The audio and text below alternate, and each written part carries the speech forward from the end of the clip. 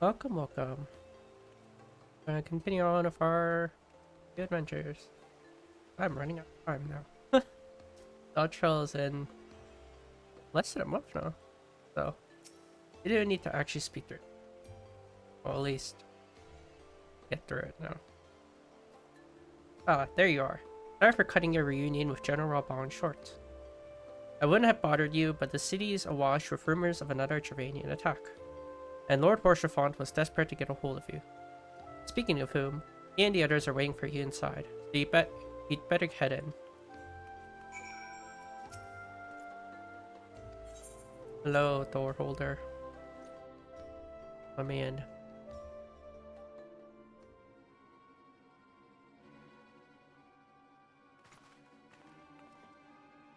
My friend, I thank you for answering our calls with such alacrity. And as I am sure you are now aware, the Gervanians are once more gathering for war. Mrs. Akari, Master Olivier, I must apologize for this abrupt summons, but we thought it best to have Mistress Totaro contact you by the most direct means available. When the observatorium's bells toll, it is a warning that cannot be ignored. The Holy See has ordered that we make ready for battle. In case you haven't heard, a band of trappers returning from the west claim they have saw a cloud of dragons big enough to dim the midday sky. Nidhogg's minions gather once more for...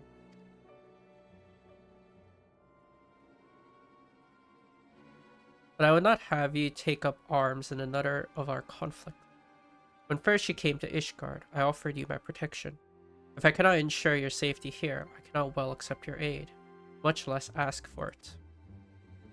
Scions of the Seventh Dawn, we are faced with a choice. Remain in a besieged Ishgard, or seek sanctuary elsewhere. I will not presume to influence your decision, but I must ask that you make it swiftly, lest our enemies force your hand.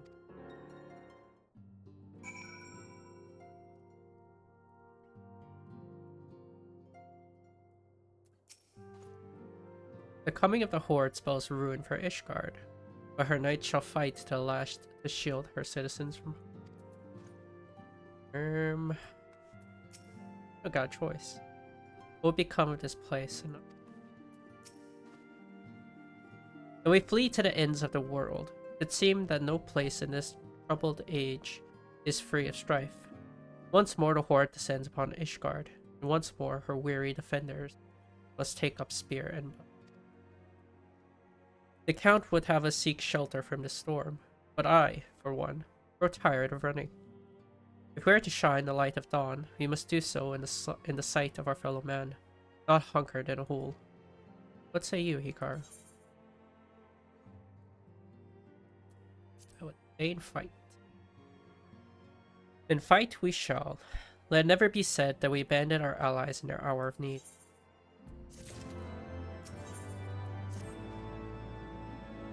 The choice we make this day may have grave implications for our order.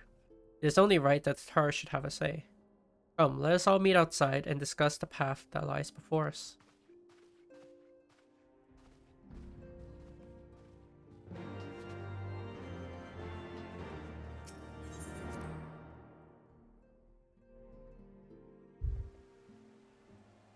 Where? Okay.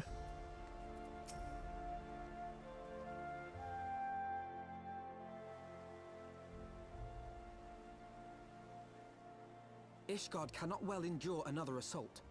Even should her knights succeed in turning back the Horde, the casualties will be catastrophic. But what other choice do we have? It's not like we can talk it over with them. Dragons and men aren't exactly on speaking terms. With certain notable exceptions.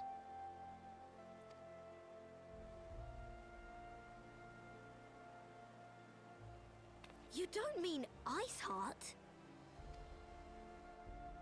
When last you spoke with her, she lamented her crimes, did she not? Then there remains a sliver of hope. If we can persuade Iceheart to act as our intermediary, we may yet be able to convince Nidhogg to abandon his bloody course. Even Midgard Summer said that wasn't gonna work. Back in I forget where, but before he was saying that the 1,000-year vengeance, or whatever, wasn't gonna be persuade. If there is to be a meeting, I would accompany you. Estinian. Even with your intermediary, Nidhogg's blood rage may render him deaf to reason. However, the mere attempt may afford our forces precious time to prepare. Of course, you might also consider a more direct approach to ending this conflict. With the power of the Eye at my disposal, and the vaunted strength of the Warrior of Light, we could conceivably slay the beast outright. If we are to risk a face-to-face meeting with the Dread Worm, I for one would feel safer in the company of the Azure Dragoon. However, I should only turn to your lance if my words failed to find their mark. Is that clear? Perfectly. I shall assume that Isart enjoys similar diplomatic protection until instructed otherwise. A word of advice. Think carefully before divulging the particulars of this plan to Sir Emmerich. 'Twould not do to have the Lord Commander accused of consorting with heretics. Indeed. I thank you for your counsel, Estinian. We shall be honored to have you with us. I am glad to be of service. How did Estinian even know about this plan? He just coincidentally came over. We've chosen a difficult road, yet even should we succeed in winning Iceheart for our cause, our plans for parley will swiftly come to naught should the Holy See decide to strike first against the Horde. We must petition the Lord Commander's aid ere we set forth. I only hope that Sir Emmerich will be willing to muzzle Ishgard's forces on the strength of our vague assurances. Nataru, I would ask that you remain at Fortomp Manor and inform the Count of our decision. Tell him the signs of the Seventh Dawn mean to do all in their power to ensure that Ishgard and her people survive. Yes, sir.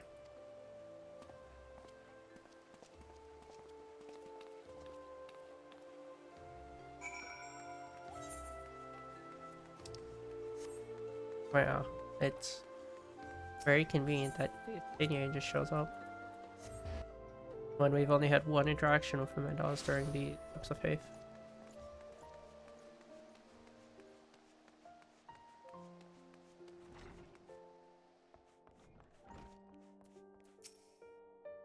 You would speak with the Lord Commander. Pray make it quick.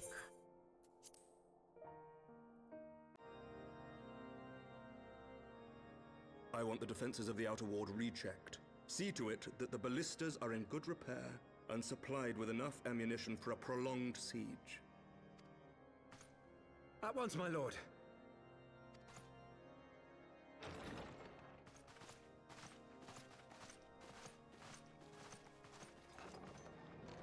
Ah, 'twould seem I have visitors. And unlike those massing beyond our walls, these ones are welcome. Pray forgive us for interrupting you in the midst of your preparations, Sir Emmerich, but our suit concerns the impending assault. To speak plain, we believe there is a chance the invasion might be halted before it even begins. I can divulge little more at this time, but I must nevertheless request that you advise the Holy See to refrain from launching any preemptive sorties whilst we seek to put our plans in motion. I will gladly lend my support to any endeavor that could spare the blood of my countrymen, but I would know more of the cause you would have me champion. Will you not share aught of this mysterious undertaking? Know that I have offered my lance to aid in this endeavor. I cannot claim that its success is assured, but our actions should serve to delay Nidhogg's advance at the very least. Which is more than can be said for the ill-conceived counterattack advocated by the sea's more vocal crusaders. They offer glorious death, but little hope of victory. Aye, their proposal does not inspire confidence. Our resources should rightly be spent shoring up the city's defenses. The Azure Dragoon and the Warrior of Light sallying forth together to face the dread worm Nidhogg.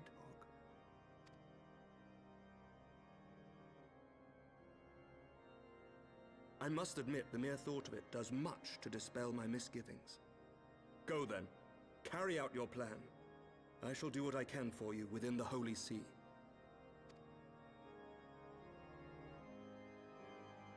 Nice to have friends in a high power, huh? You don't even need to divulge your whole plans. I will say this for your plan. It has made keeping secrets from the Holy See seem almost entertaining.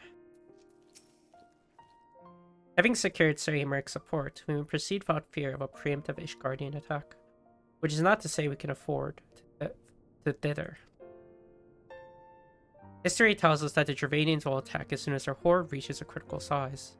Before that happens, you must needs track down and win over Lady Iceheart, and then locate and parley with Nidhogg. In short, time is against us. If you are ready, Estinian, let us be about our task.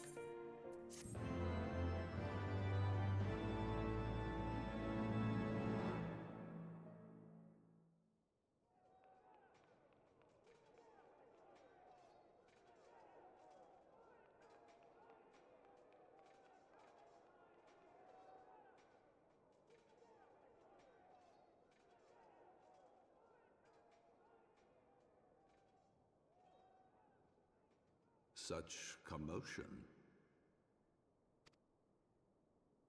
Yes, Your Eminence. The bells of the Observatorium warn of our enemy's approach. So, the dragons are coming. Let them come, in their hundreds and their thousands. With the divine blade in our hands, we shall rend their flesh and drown the heretics in their master's blood. Even Nidhogg and his foul brood shall be powerless to resist us. And when we have rid the world of their pestilence, we shall turn our attention to our Asian allies. See that they are suitably rewarded for their invaluable assistance. If I may, Your Eminence, the Paragons wield powers strange and unknowable. Can we be certain that they will not see through our deception? We can be certain of naught save the righteousness of our cause. If you would be a true leader of men, you must possess conviction as well as caution.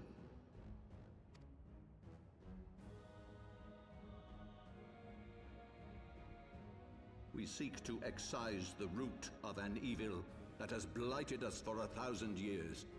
The risk is worth the reward.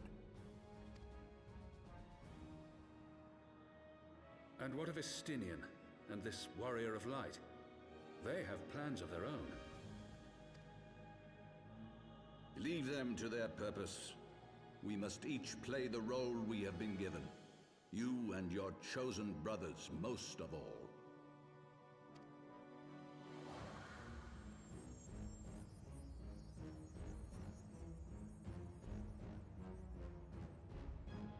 For the glory of King Thordan.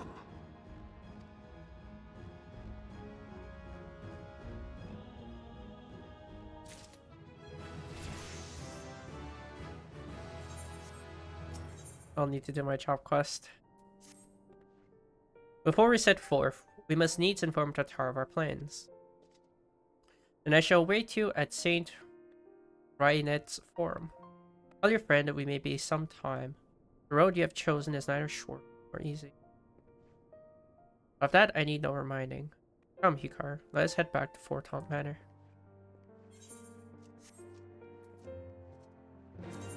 Well, for that, let's do our job quest. And then we'll swap back to Monk. Once that levels up, we'll swap back to Red Mage.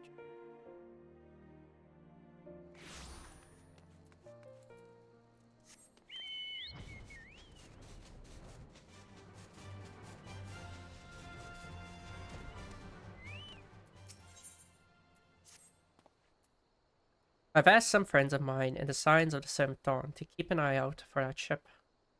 We should know if the assassins seek to enter any of the major ports. Ah, my Lominson contact. Oh, Lanosian contact. Hi, this is Drun. And they are still there. Excellent, thank you. It seems the assassin's merchantman has been spotted sailing into Aleport.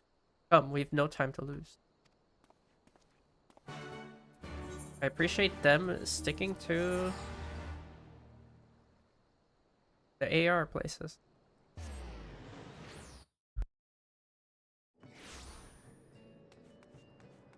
Because you can't explore Heavensward Place until you get there in MSQ. Barred from exploration. My apologies for dragging you halfway across the realm. I did promise you a journey. Now, as for the merchantman, I'm told it's anchored a short distance offshore. We need to know more about the connection between the ship and our foe. They may have simply paid for passage, but there's something about that vessel. I say we wander the port and see what gossip there is to be had.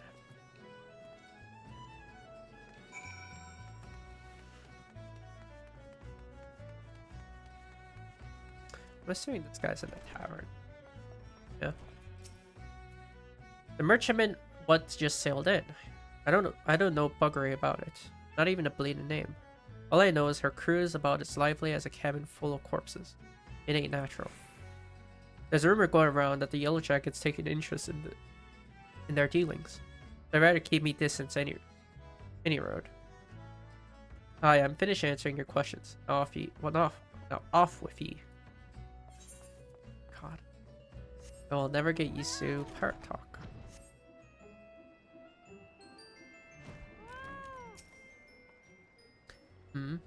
Nay, me lass. I've not much to tell you about that ship. They say she's a trade vessel that brings goods from Rats at Hand.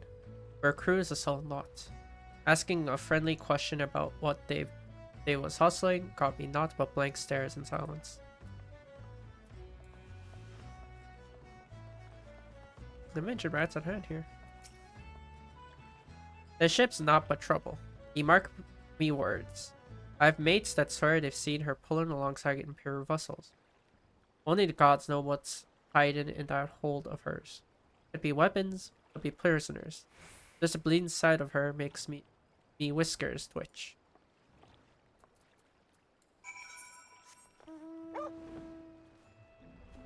Very interesting what cities they mention in the story. Even if we have never seen it. Were you able to learn aught of the interest? Strange crew, mystery cargo, ship's name unknown. I have heard much the same. I'm beginning to think that our assassins used the vessel as a floating base. With no permanent camp on land, it would certainly be easier to avoid the attention of local forces, not to mention curious adventurers. I also spoke with an acquaintance in the Yellow Jackets, and he confirmed the ship's official status as a trader to and from Rats at Hand. Even if rumors of her dealings with Garlean agents in open waters are rife.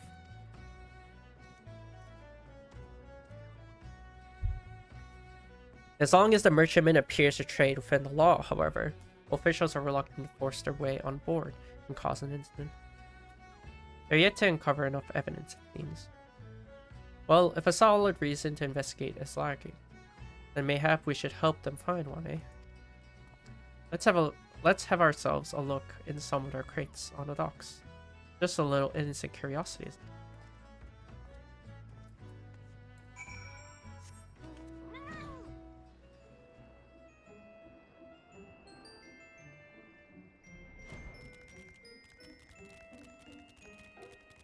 What? Oh.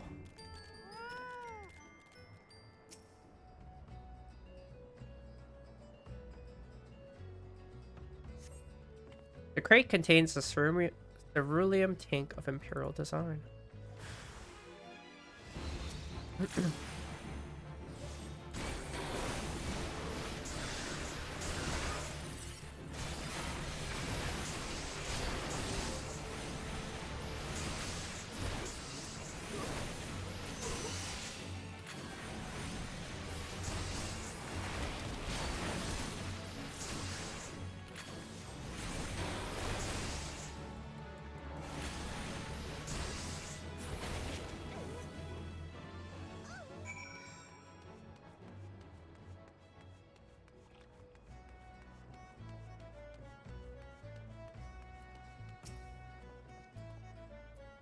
How did your investigations fare?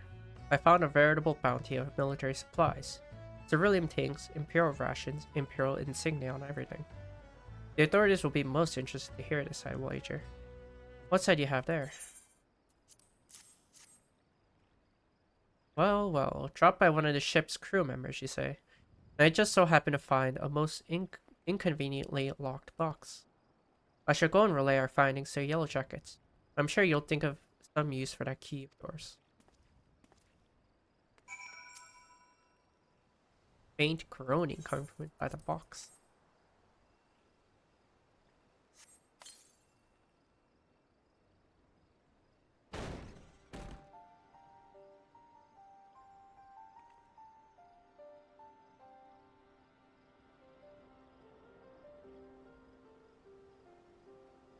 What?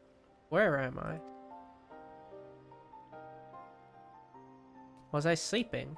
In a box? What an odd thing for me to do.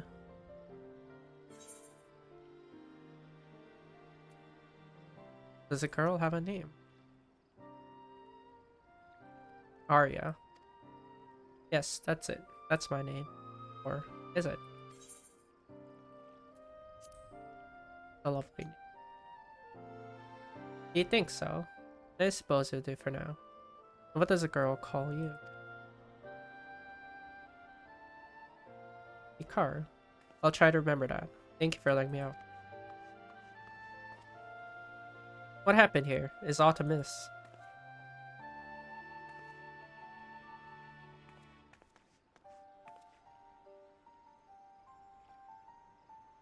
This last was inside the box. I might suspect a stowaway, but it was more likely she was kidnapped. The people who took you away may be lurking nearby. We should probably put some distance. Come now, you needn't fear me so. Hikaru, please say something reassuring, would you? Just gentle as a kid. He is. You say so, Hikaru, then I suppose it must be true.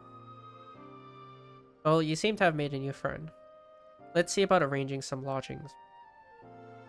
We can discuss where to go from here.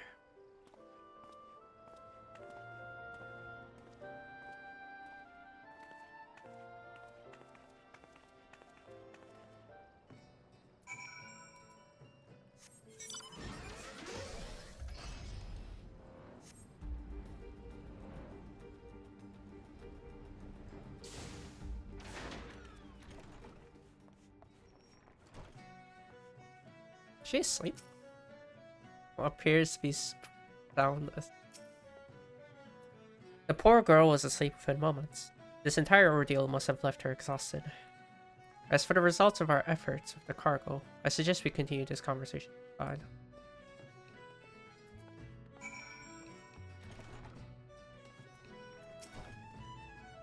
I presented our findings to Yellow Jackets, and the evidence was indeed sufficiently damning to spark a full-scale investigation. Regretfully, it appears the assassins caught wind of the coming storm. A squad of soldiers was dispatched to the docks only to witness the merchantmen sailing away with all hands on board. Not quite the outcome we'd hoped for, but at the very least they'll no longer find a warm welcome in Eorzea's ports. The other issue we face now is what to do with young Arya. Her breath carries a faint aroma that may account for her memory loss. I suspect she was subjected to a certain incense, which, when inhaled, can cloud a person's mind. The next step was likely to brand her with one of those vile sigils, and effect the permanent destruction of her free will. It was fortunate that you had released her when you did. Arya remains muddled, but her condition should improve with time. And once her memories have returned, we can learn exactly who she is, and just as importantly, perhaps, the circumstances which led her to her capture.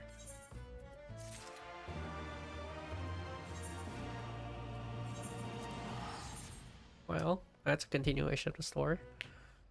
Don't know who the people on the ship are, or their kidnappers, but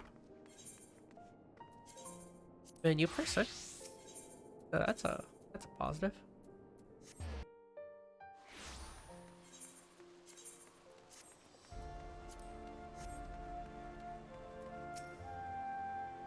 Welcome, Mr. Sakari. Shall I show you inside the manor? I wonder if they're ever going to say a different line. Maybe. Our course is set, Tataru. It may be some time before Hikaru and I return to Ishgard.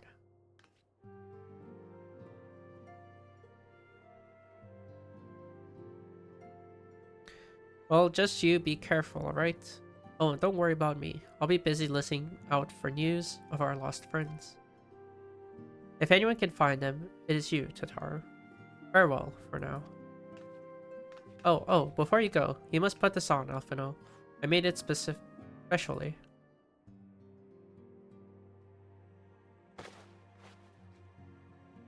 No, I couldn't possibly. Very well.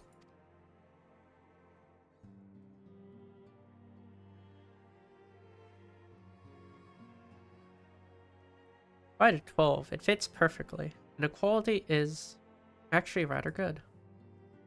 I'm glad you like it. I've been practicing my needlework while I listen to rumors and the like. A good receptionist is always learning new skills. My thanks, Ataru. Whatever else awaits me upon the road, I shall not fear the cold. What's the least I could do? Now, I must be getting back to the tavern, or I'll never catch up with all the gossip. Best of luck on your journey.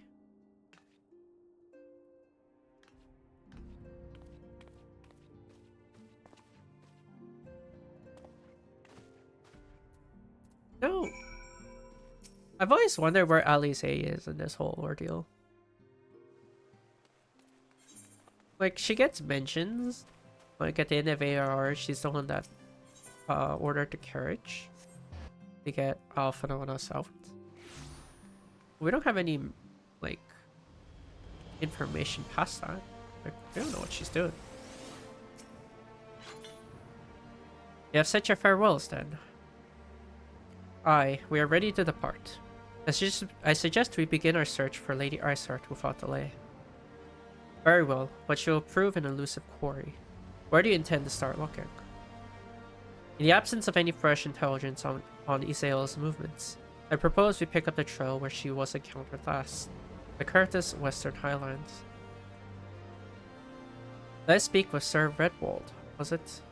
As a commander of the Falcon's Nest, it is like that he will know if any heretic activity has been reported in the area.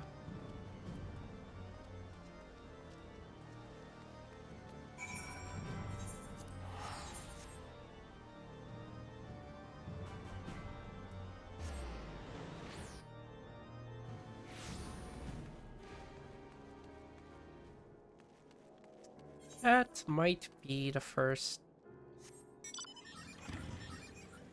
Aether Current mission. Which we will get those because flying is too useful. It's too useful not to get. Well, Mr. Sakari, what business brings you back to Falcon's Nest? Judging by the company you keep, it can be no trifling matter. The Azure Dragoon, I know, of course, but I do not believe I have met this young gentleman. Alphino Levier at your service. And you are not mistaken as to the gravity of our mission, Sir Redwald. As I'm sure you're aware, the Observatorium has warned the Dravanian gather for another assault. We believe there may yet be a way to avert the coming conflict, but only if we can find the elusive Lady Iceheart. Thus we have come to Falcon's Nest in the hope of acquiring the latest intelligence on the heretic's movement. I see. Then you would be best served by speaking directly to my men. A patrol is due to return from its sweep of the surrounding lands at any moment. You may also wish to question the knights assigned to pick over the remains of the heretic refuge at Organi Mines? Maybe? Orgagni Mills? It's possible they've unearthed information that could be of use to you. Mrs. Sakari knows well the place I speak of, or it was she who first discovered it. Let's divide our forces then. I will stay and await the return of the patrol, while you two visit this refuge. When I have completed my inquiries, I will join you there. A wise use of our time.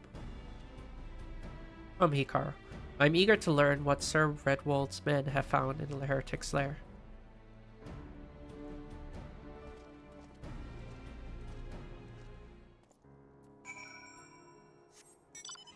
I'm assuming Estinian is like a local hero, so everyone would know of him.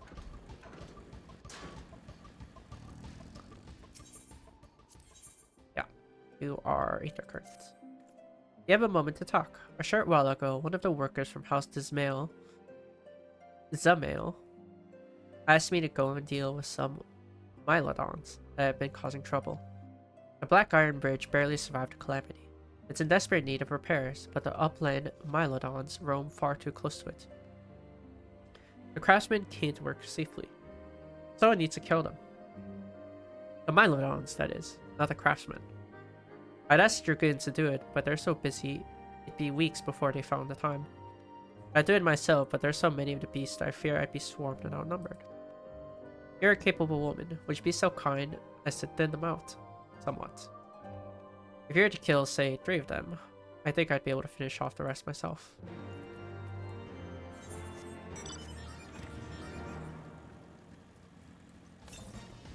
Alright. I'm gonna look for Aethercurrent. They also don't show up until you actually have the compass. Because we definitely walked past this lands before we can see Aethercurrents.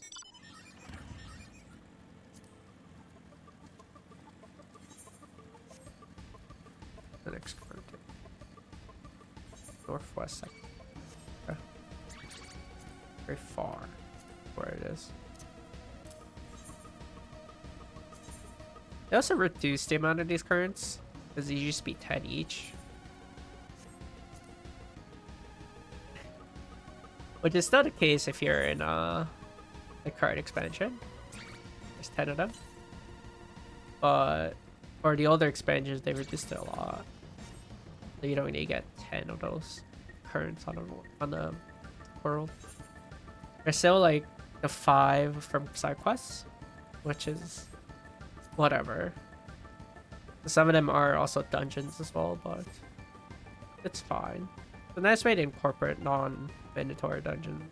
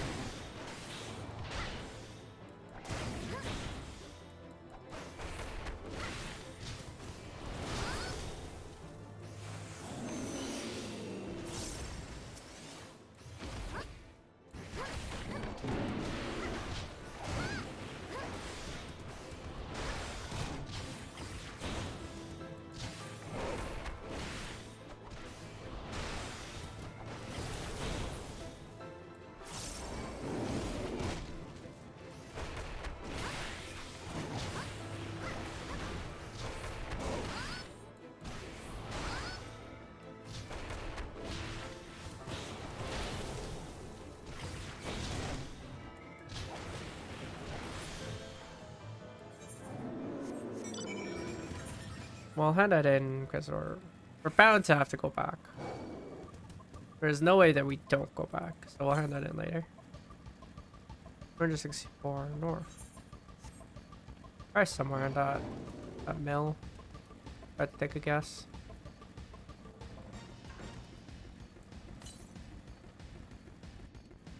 One 37 north. This has to be somewhere here. Okay.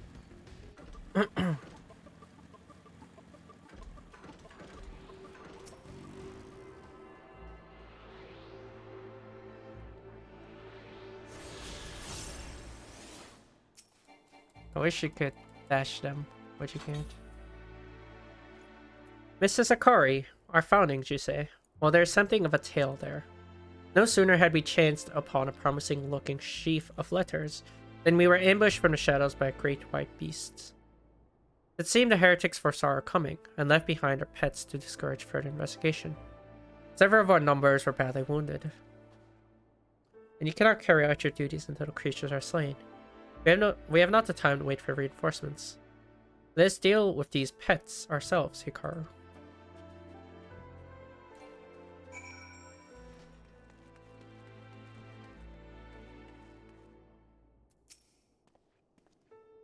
Oh dear.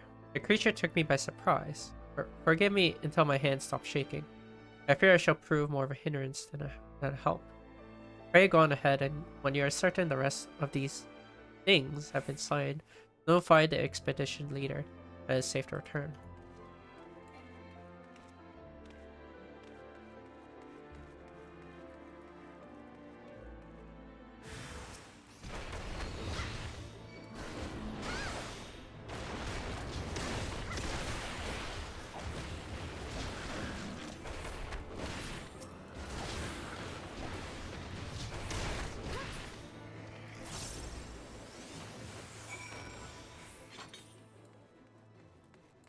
I have to remember to use foreign shift.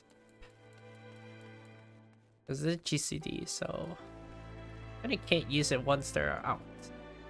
Listening. My inquiries availed me not. The patrol leader had little to say beyond which of his extremities the frost had bitten the hardest. The beasts are slain, then. My thanks, Mr. Sakari. We may return to our duty without fear of a mauling. You wish to track down Lady Iceheart, is that not so? The records we discovered ere those beasts mauled my comrades appear to be some manner of correspondence.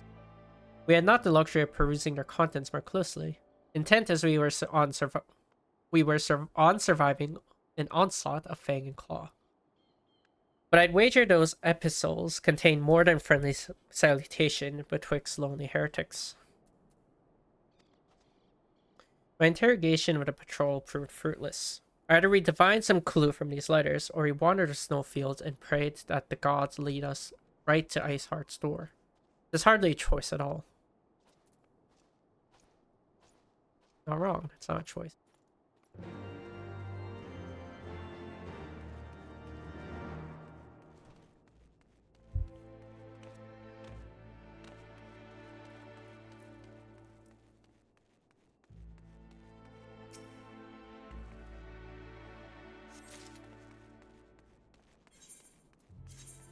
Can you read?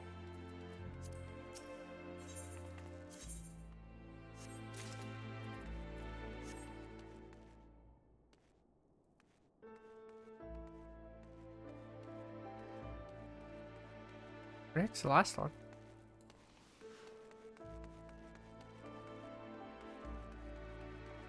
Man.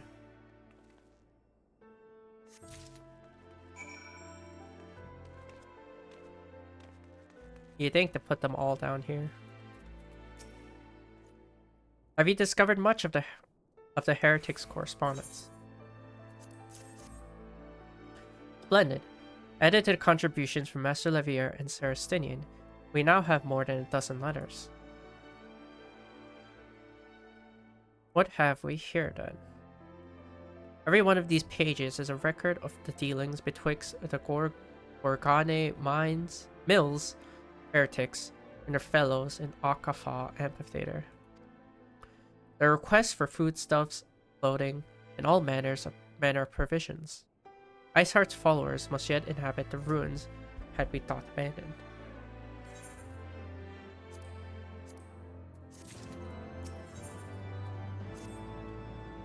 The Akafa Amphitheater, the very place where you witnessed the manifestation of the primal Shiva, was it not? If that is our destination, the journey will be long indeed. The amphitheater lies on the other side of the treacherous tract of ice and snow that cannot swiftly be crossed. Then we must place our faith in the Aethernet. As you may recall, our dear friend Moonbreedus has succeeded in recreating the Akafa beacon after it had been destroyed by Lady Iceheart. At the time, it was assumed that the resultant Aetherite would only be temporarily viable, but given that the heretic of Gorgane Mill seemed to have been in regular contact with their brethren at the amphitheater, all wager it still functions. I suggest we make for the Aetherite within Snowcloak without delay. Correct me if I'm wrong, is stated, but in the course of mapping the Snowcloak tunnel system, a passage was discovered leading out into the Western Highlands. Was it not? Might it be possible for us to reach the Aetherite from this side wall? It should. Ouster there posted soldiers at the Western Highlands, entrance after the tunnels were cleared. But they will not deny us entry.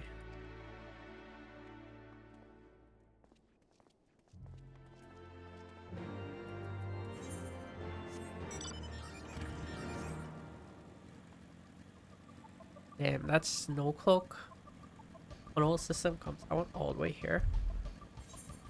A long way. I'm saying the next 8-direct compass is like really far. Southwest. Probably somewhere here. They've also changed it so only the 8 rides that you see during your MSQ, like you'll see them when you're doing MSQ. Like those are the ones that are out here. So it's hard to miss.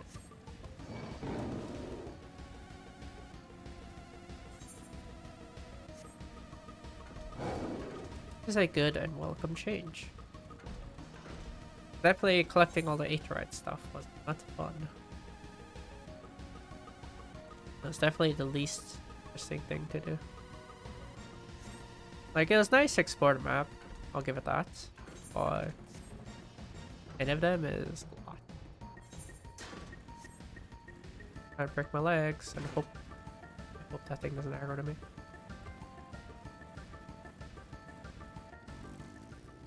What? At Delfell. We have begun surveying the warrens from the western entrance, but the progress is slow. It seems not all the rats have left the nest. Ah, the guests from House Fortom, accompanied by the Azure Dragoon, no less. I cannot imagine what brought you out this far, but you are welcome to enter the tunnels if that is your will.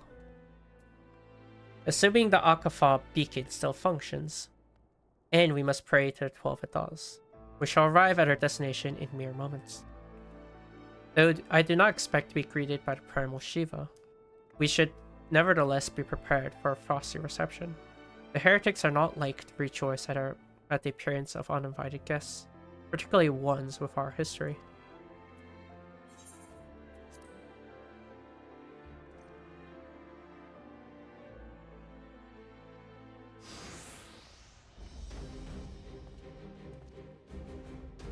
An impressive structure. I wonder how many ages it has endured.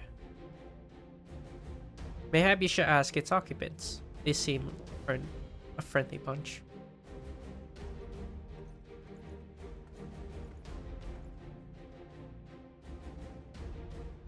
Dogs of Ishgard, is it not enough that you banish our beloved saint? Will you not be satisfied until the ice is slick with the last drops of our blood? Stay your weapons. We come under the flag of parley. We wish only to speak with your mistress, that we might broker a peace. You think us fools, boy. It will take more than honeyed words to earn our trust. You walk with the Dragon Slayer, and we know all too well that what he is capable of. My reputation precedes me. They give us little choice. Come, brothers, may dragon wings bear us to victory.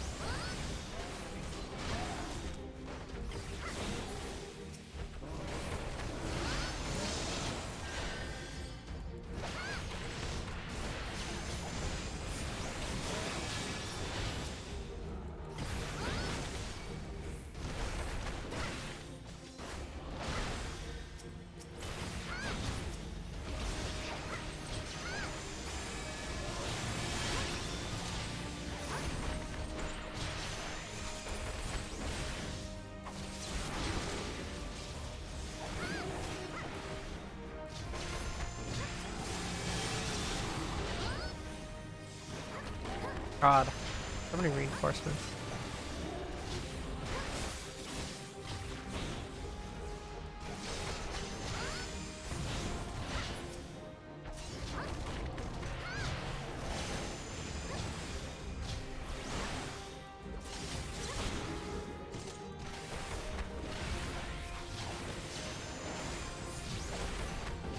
Focus. Release.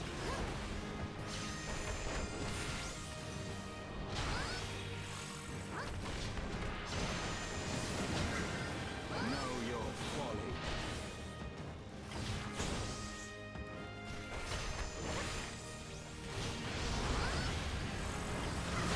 Oops.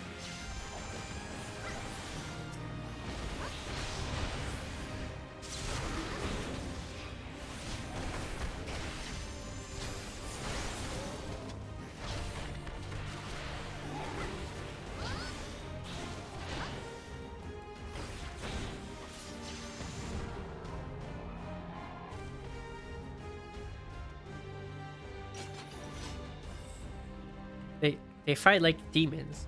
It's death to remain. All back, brothers. Return to the cinders.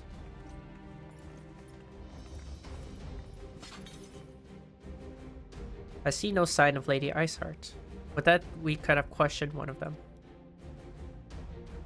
What would you ask that we do not know already? They make for the cinders, and so must we. Even should an ambush await us, it is certain there will be more heretics to question. The cinders, you say? I confess the name is unknown to me. Mayhap you would be so good to enlighten us, Minion. I suspect it is the heretics' way of referring to the Dreaming Dragon, an island of sorts found in the midst of the frozen lake of Ashpool. Some 500 years passed. It is told that the azure dragon of the age fought a dragon of titanic proportions. After a savage struggle, the mighty creature was weakened unto the point of death, forced into a magic slumber by an entire chapter by the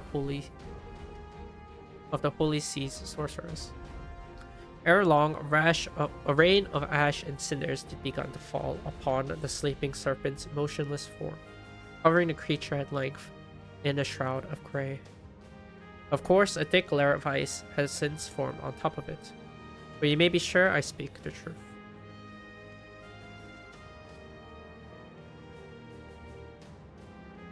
Fascinating tale.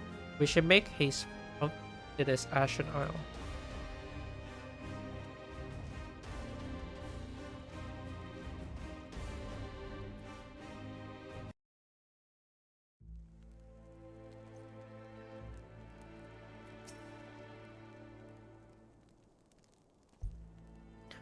The Dreaming Dragon lies far to the west.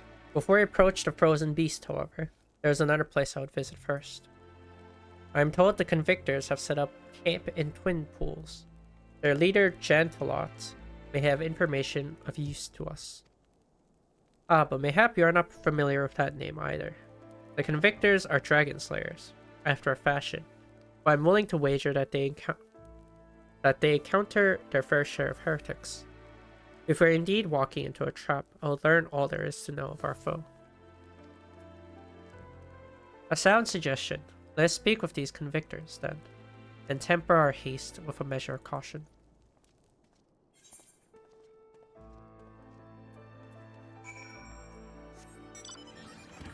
Alright, there's settlement all the way here.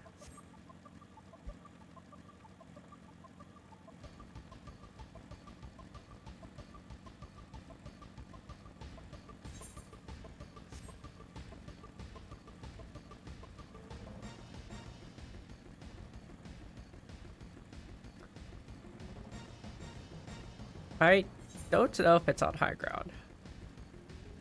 Surely there's a way up, actually. It does look like it's on high ground, considering there's an up arrow. No, surely there's a way up. And I don't have to walk all the way around. I'm gonna believe that's the case. I don't want to walk all the way around, that's a lot of work.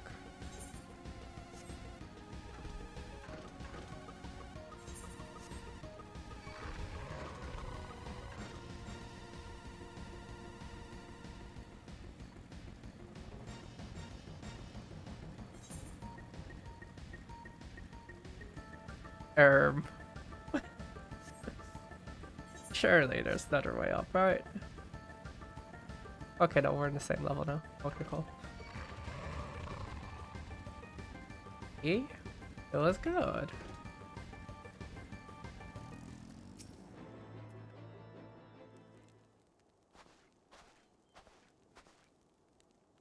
Well, well, what do we have here? Hoping to join the esteemed ranks of the convictors, are we? The hard-eyed lass looks promising, but you have a frail look about you, boy. I give you 3 days ere the wind claims your corpse. I beg your pardon. Be not so quick to judge. I have seen this frail youth fell heretics with a flick of his wrist. And who are you to question my the fury?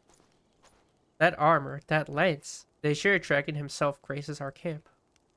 Pray forgive my disrespect, sir. I am Chantalot, a leader of the Convictors and fellow slayer of dragons. May I ask what winds, fair or foul, carry you into our humble camp?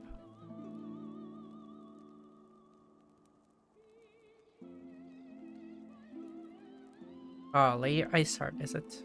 I know her by reputation. I'm afraid I've seen naught of her or people. That said, my own men can be somewhat lax when it comes to making reports. You may wish to question them yourselves. Thank you, you shall. Hikaru Estinian, let us make our way through the camp and see what information there is to be.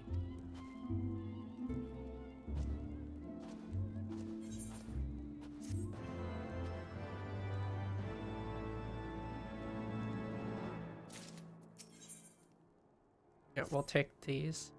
I remember you. How could I forget? You're the lass who was in the Azure Dragoon's company. Since you're here anyway, perhaps you might like to try your hand at a sport of hunting before you depart. See for yourself what life is like for us convictors. The Dravanian horde is stronger than you might expect, unless you've been at it for years, like I have. I think it prudent to start with something simple, and then work your way up to the dragons. I suggest play 3 of those, then come back here. Consider it a warm-up.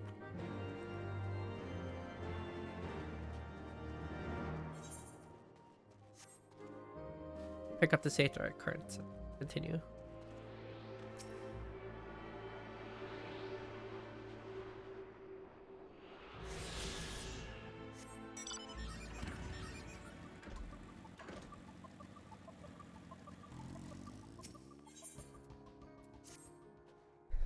Surely one of these people have encountered heretics while out hunting. Pray speak with as many as you can, Igar. Ah, here's the dungeon. Cowards, all of you. Have you no shame at all? Oh, I beg your... Wait, are you not Mistress Akari? Honored ward of House Fortom. Praise Halone. Surely you can consider my request. Know you the Dusk Vigil? Westernmost of the Citadel watchtowers built to warn the horde's approach. Was lost following the calamity, another victim of the snows. Within the ruins lies a priceless treasure which must needs be reclaimed. I thought to enlist the services of these so-called dragon slayers, but it would seem their courage is not as boundless as they would have you believe. But you, madam, you're not one to shy away from danger, right? Very good indeed. There's a sculpture of the Fury within the Dusk Vigil's chapel. An ice rondel is set in its helm. I would have you prize it free and deliver it to me. The Vigil is not difficult to find. Simply head north towards Banepool until you come to the gates. Knights may bar your passage, but should you explain who you are, they will grant you leave to enter.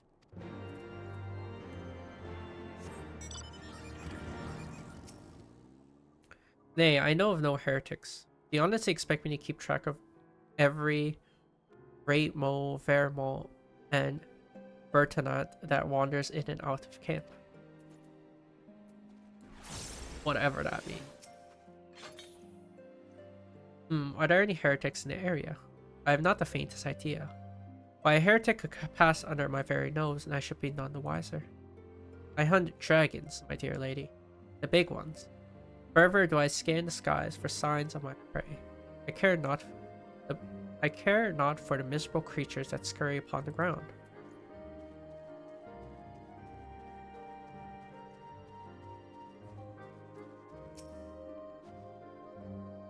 Looking for heretics, you say? Why don't you go bother Piriquet or someone? I have enough trouble keeping these preening fops fed and clothed as it is. It's no business of mine what folks do with themselves out there in the wilds.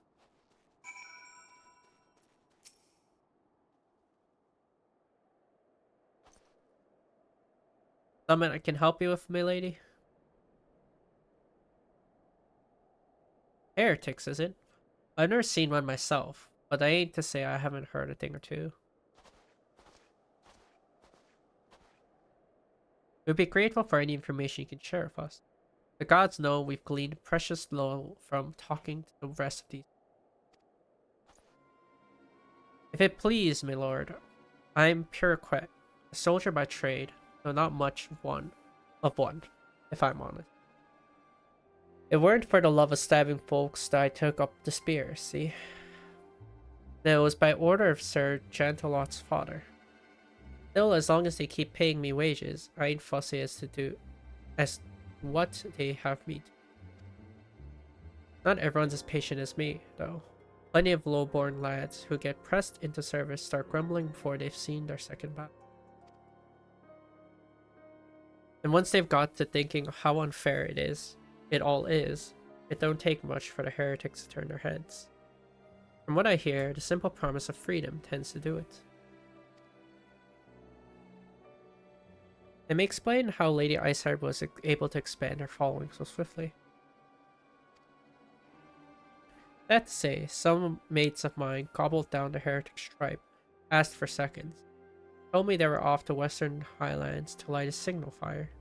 That's how you let the heretics know you're serious about joining the ranks, apparently. Send up some purple smoke, and the bastards come to you. That's so. Why then, I am minded to fire.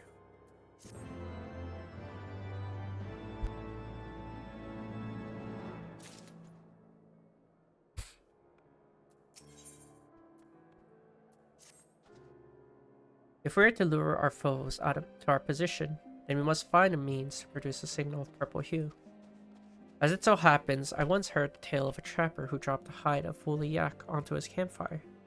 Aside from the terrible stench, the story also described in the tale how the smoke from those smothered flames was tinged in a deep violet. You're a monster hunter of some note, are you not, Hikaru? It should prove a trifling task for you to procure a number of hides. We may need to burn more than one ere the heretics know us are peaked.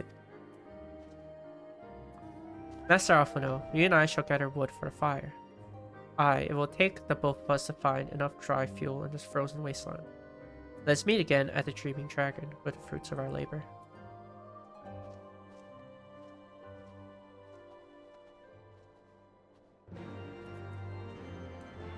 Off to get firewood. Want to help up, do you? Well, there's plenty that needs doing and killing besides. I'm sure you've noticed that the dragons aren't the only thing we have to contend with out here. Take the polar bears, for example. They come here looking for an easy meal, drawn by the smell of our cook fires, and then raid our stores. Think you could thin their numbers a little. Killing 4 or so of them should suffice. You'll be compensated for your troubles, of course.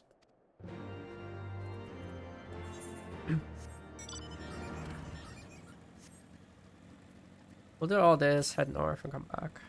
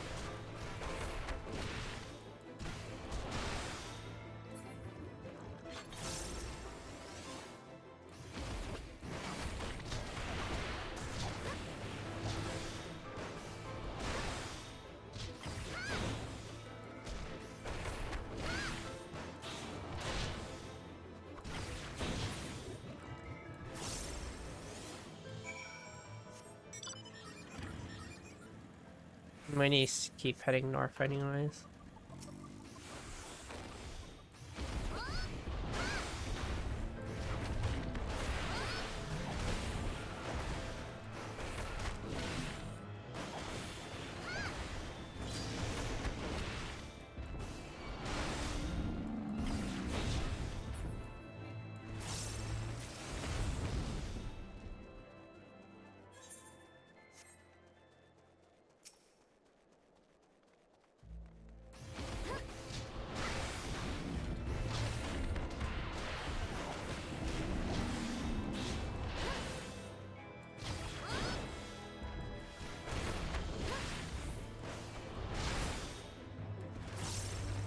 I'm gonna keep heading north, pick up this thing. And start the queue. I don't think we can bring Trust in there. It's not a main starter quest. Trust only exists in main starter quest. I think we have to queue for it. The Dusk of Vigil. Yeah, Dusk of...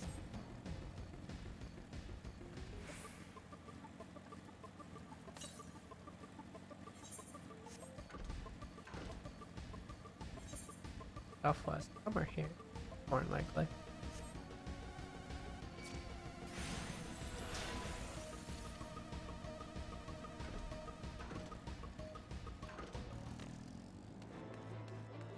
Apparently you don't chase me this far. Cool. What's this? A ward of House 4 comp wishes to enter the Dusk Vigil. You're aware that these ruins are infested with wild beasts, and gods only know what else, are you not? Why, just the other day, one of the convictors claimed to have seen a massive winged beast. Not a dragon, mind, but something altogether different. But far be it from me to deny an esteemed personage the opportunity to kill herself in new and exciting ways. Pray, go on ahead.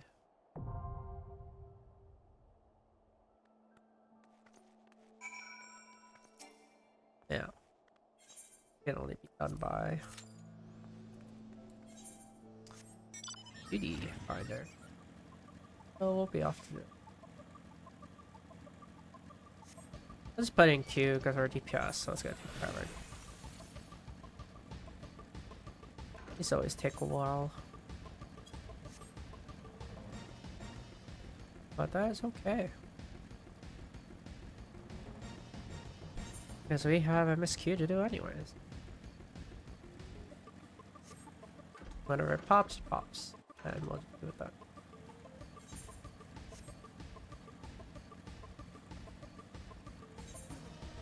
Where the heck are we lighting this?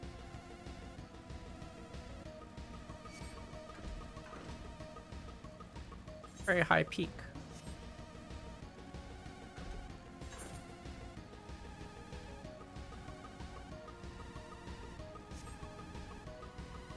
I found the 8th occurred.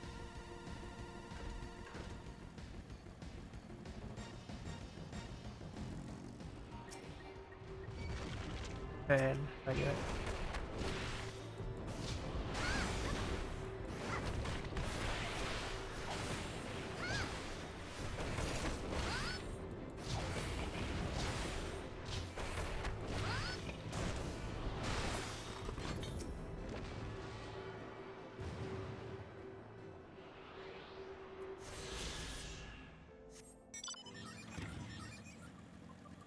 Is there any more? Nah, there's no more. It seemed that collecting firewood is a new experience for Master Alphino. His must have been a privileged upbringing.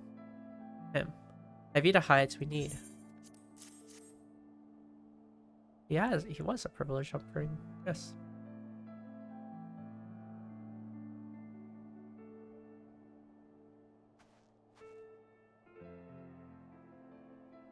Ah, I should have known it would be you.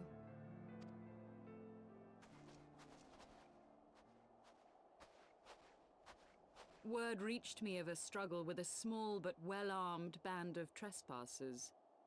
Forgive my comrades their hostility. Few come here uninvited, and fewer still with good intent. Now, tell me why you are here.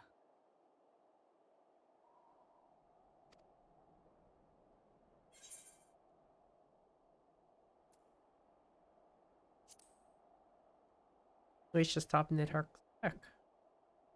So, you seek to stem the Dravanian tide with talk?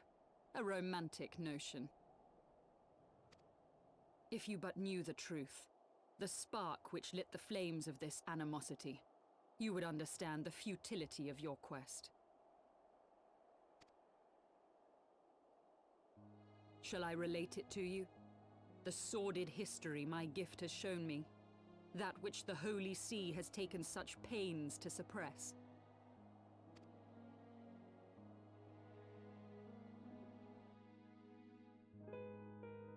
'Twas more than a millennium past when an Elezen tribe first sought to claim the lands of Kurthas as its home. Unfortunately for them, Kurthas was already home to dragonkind, and they were not inclined to make way for the invaders. Thus did a bloody war begin, a war which might well have rumbled on until one or the other side was exterminated, had it not been for the resolve of a single woman. That woman's name was Shiva. While those around her fought and died, she attempted to parley with the dragons, and in so doing discovered them to be possessed of profound intelligence and reason. The great worm Hraesvelga, in particular, so enchanted Shiva that she found herself growing to love the creature, whom her people considered a monster. In the eyes of a near-immortal dragon, however, the fleeting life of an Elezen is as that of a freshly cut rose. Scarce has the flower bloomed before it begins to fade and wither. Such melancholy musings plagued Hraesvelga, who had found in Shiva an unexpected and beloved soulmate. He knew that all too soon, death would snatch her away from him. Unable to bear the thought of their separation, the maid bid the worm consume her, that their spirits might be entwined for eternity. Though loath to perform the deed, Hraesvelga ultimately gave in to her plea, and soon thereafter the tale of their ill-fated love spread throughout the two warring factions. No more could they raise blade or claw against one another, knowing that the souls of their kin were so inextricably bound. In the days that followed, man and dragon learned to live in harmony, and together built a nation unlike any the world had ever known. For 200 years did this blissful age of peace continue, as it would to this day, had vilest envy not stirred in the hearts of the Elezen. It is said that worms owe their longevity to the boundless reserves of vitality found within their eyes. And 'twas in this belief that a traitorous band of knights deceived their allies of some 2 centuries, and took by force that which they coveted.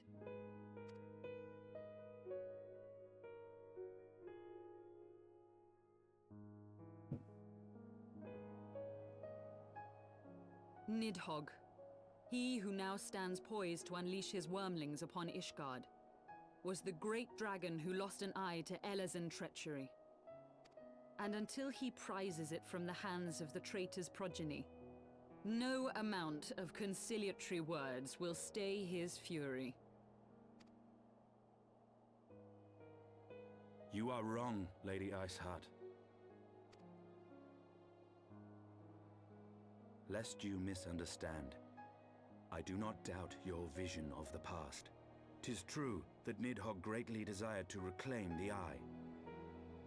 Indeed, it was for that very reason that I kept it with me as I roamed the land, attempting to draw him away from the city.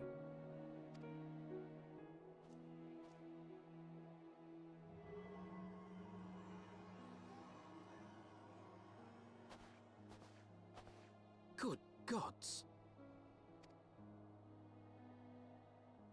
Until recently, Nidhogg seemed unable to resist its allure and pursued me relentlessly. Needless to say, that is no longer the case. Now, it would seem, he has fixed his attention on Ishgard itself, though he knows full well the Eye does not reside there.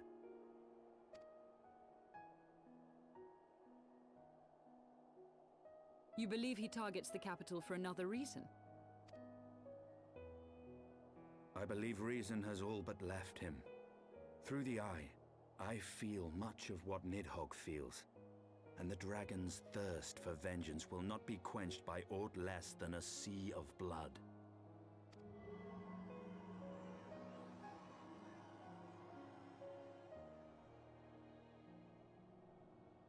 If Nidhogg is indeed lost to reason, might we not seek an audience with Hraesvelgr instead?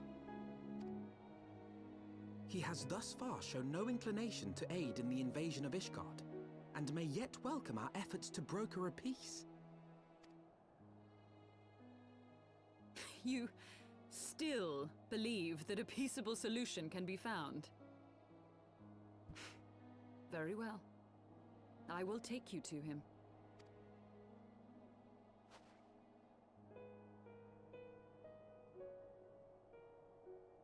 Our road will lead us to Dravania, the homeland of dragonkind.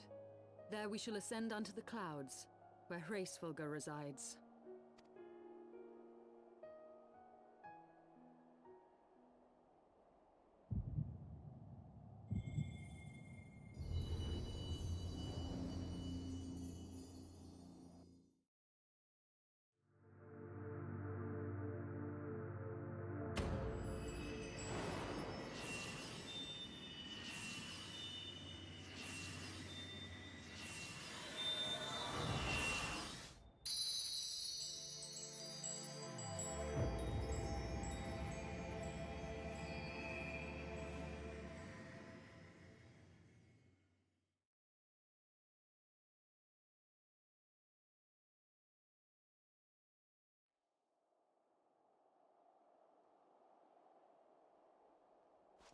Is autumn mist, my friend?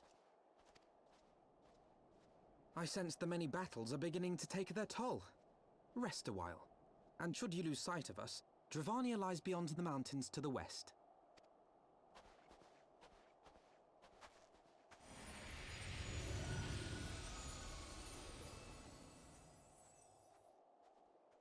Curious. The vestiges of thy mistress's blessing are not as faint as once they were. Thy will to succeed grants thee unusual fortitude. But will it be enough? What are you on about? No matter what I do, I'm consistently placed in this prison.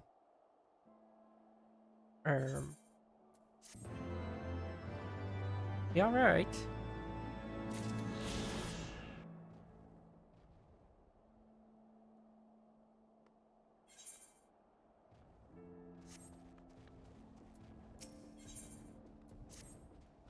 You're Hikaru, yes? Pray address me as Izael, if you wish. It's passing strange, is it not? That fate should bring us together thus. Never did I think to walk alongside the Warrior of Light. The history is full of such unexpected alliances. Shall we make our way into Dravania then? The chill of the western highland is unrelenting. I would sooner be under the sheltering canopy of the chocobo forest.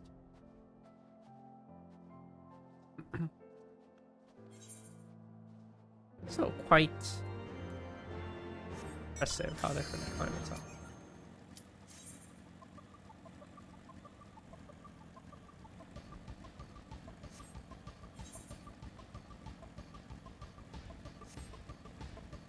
Also very good timing. You pop right as I'm done dialogue. Never like that.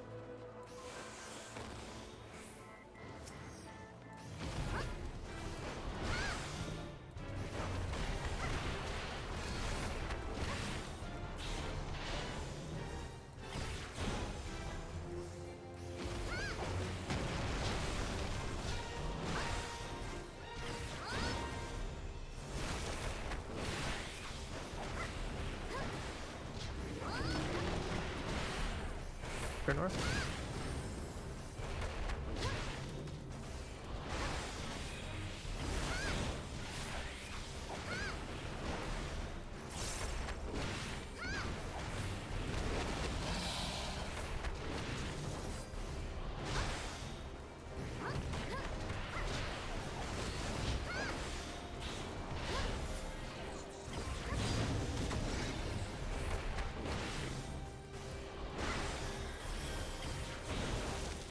Bro, that caster's in hell.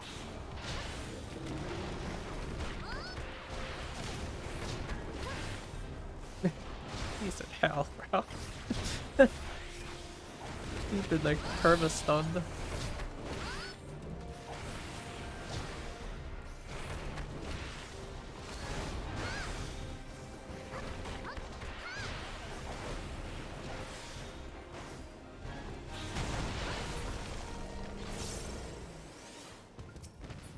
Save and drop here.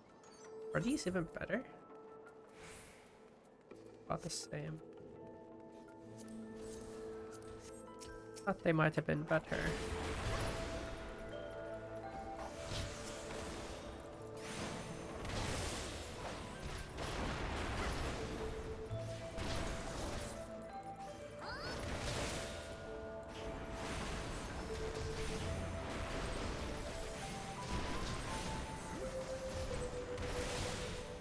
Me? Bring them here? Thanks.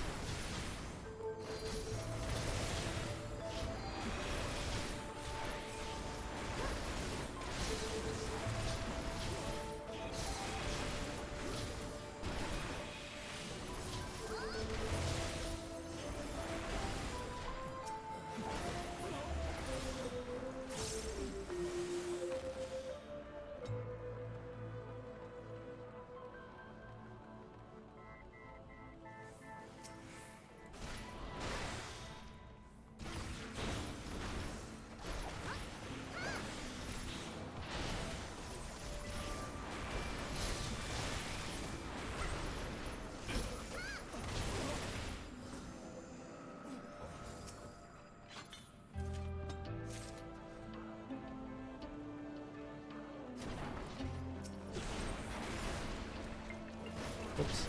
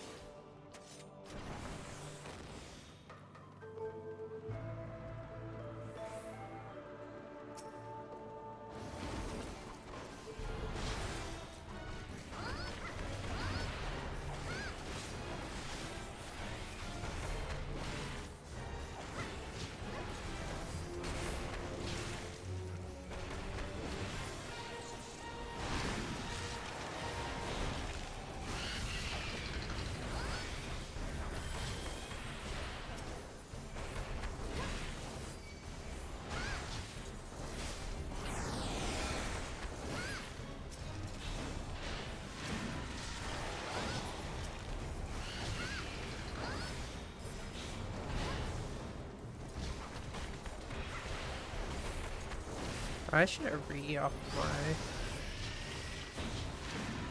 damage buff.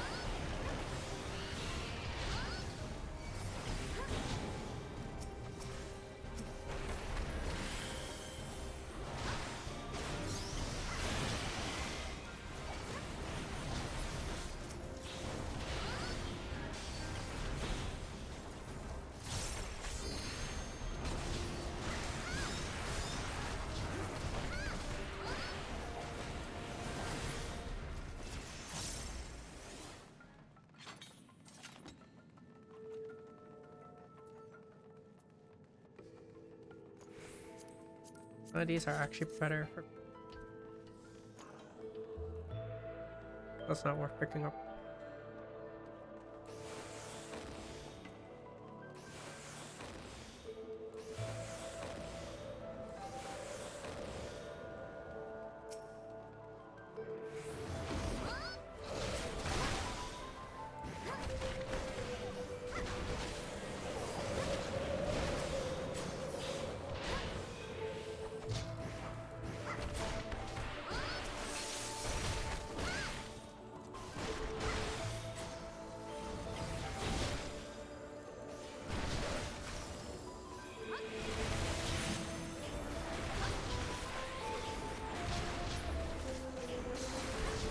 Guy doesn't know how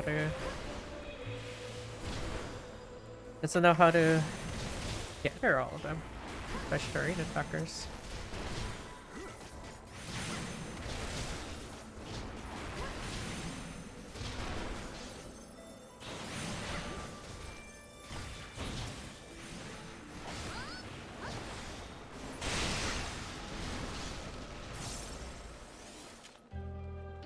So a little tip you can do here in the older dungeons, and there's a range attackers.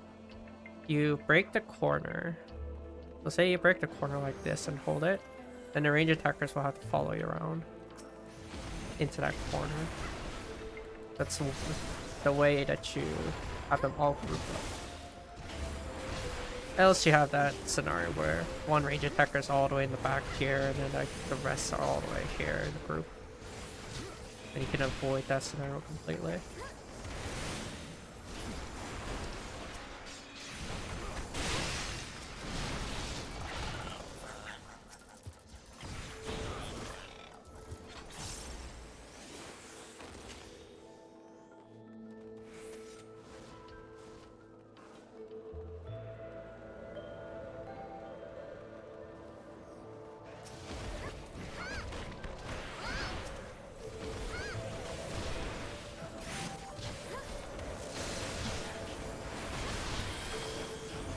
England fights an AoE?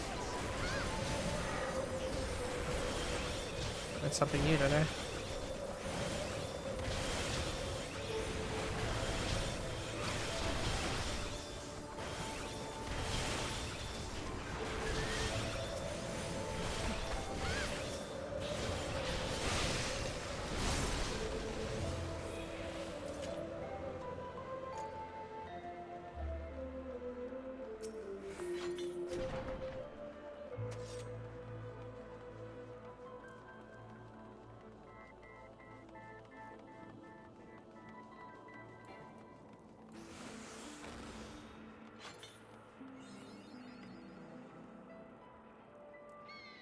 Griffin.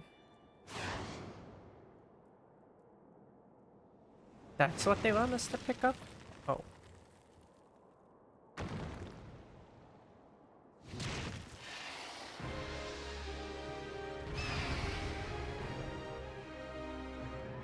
Are they all that for just a gem?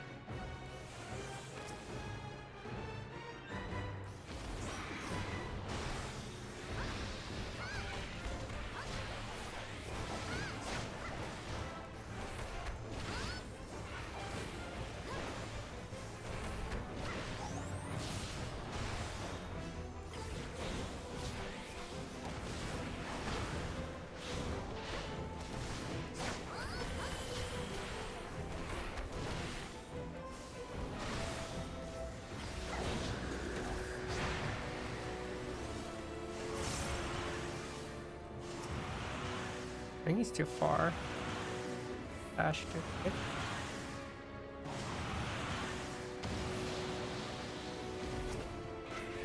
Definitely too far for me to dash to.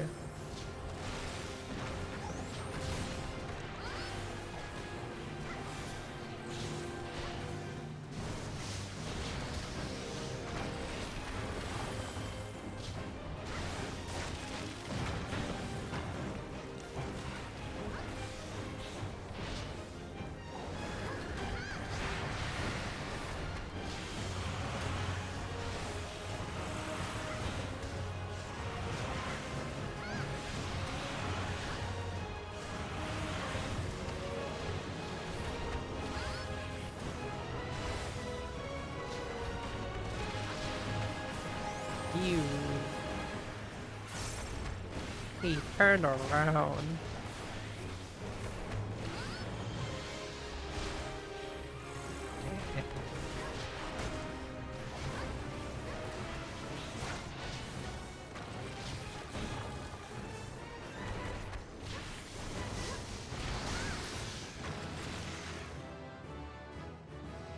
Why do you have to turn around like that?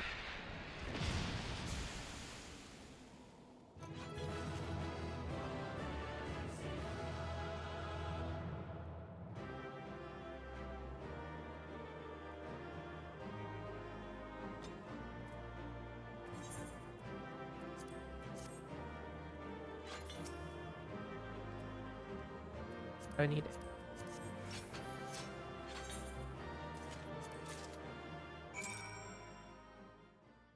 All that for just a little gem. A lot of work for just a little gem. Now. Oh, let's have the thing top quest. Alright, looks like we got a lot to do.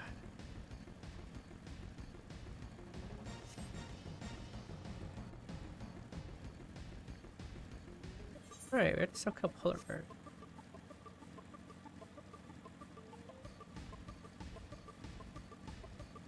Right. Forgot about that.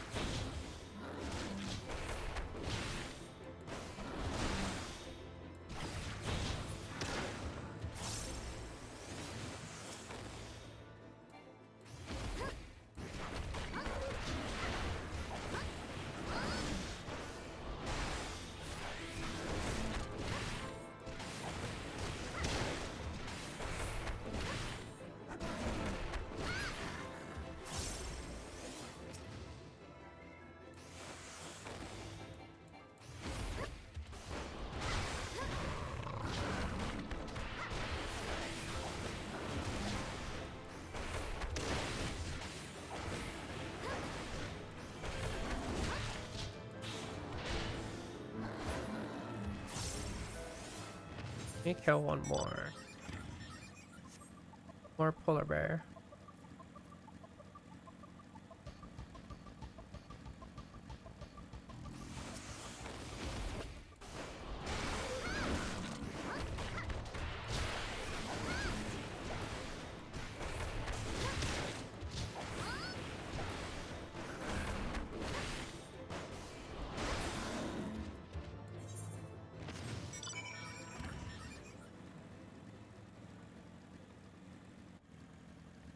Trying to think what the best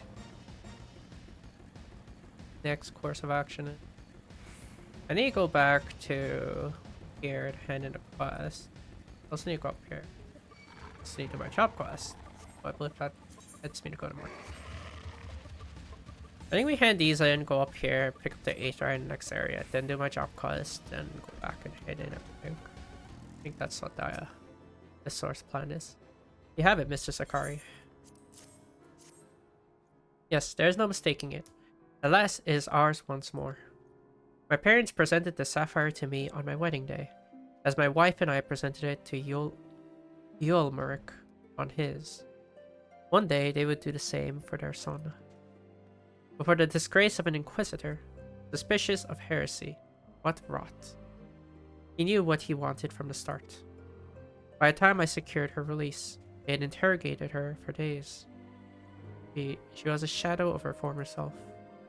But the final insult, the final twisting of the knife, was when my son took command at the dusk vigil and found the ice rondel to be the centerpiece of a newly commissioned sculpture of the Fury.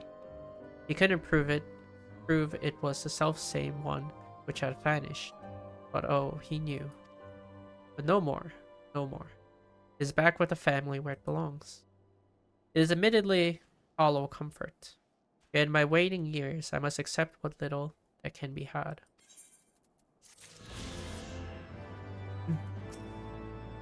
Playing those rooms already, have you? How did you find them? Did they put up much of a fight? Good work, lass. Clearly the Azure Dragoon doesn't travel with mere amateurs. It sounds like those rooms barely put up enough of a fight to be considered a proper warm-up. You clearly know what you're doing. If you want to try your hand at hunting down some dragons, speak with me again sometime.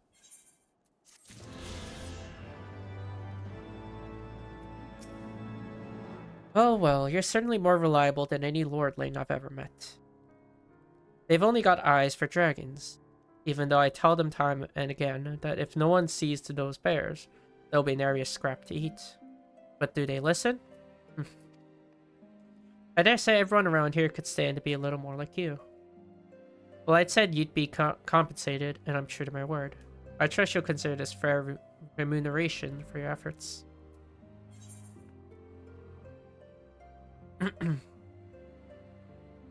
These are all tenacity food. That's tank food. That was tank food, crafter food, and healer food.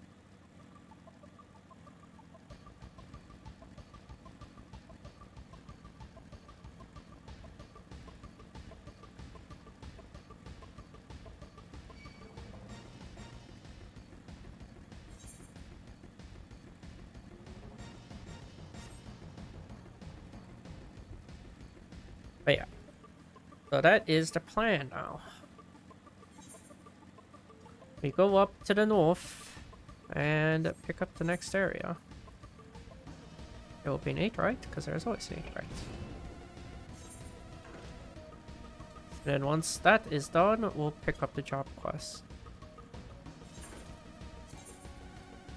We'll continue on from there. After the job quest, we go back to Tailfeather, or Falcon's Nest, and we'll have flying.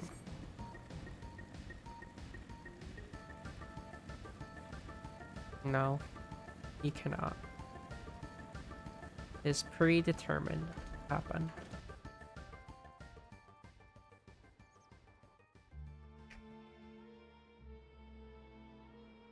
Beyond Abalathia's spine, the great mountain range that spans the continent of Aldenard from east to west.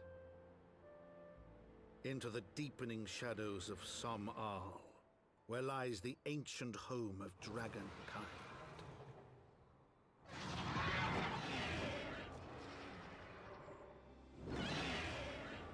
To a land where the soil slithers and the skies seethe with sinuous shapes, they came.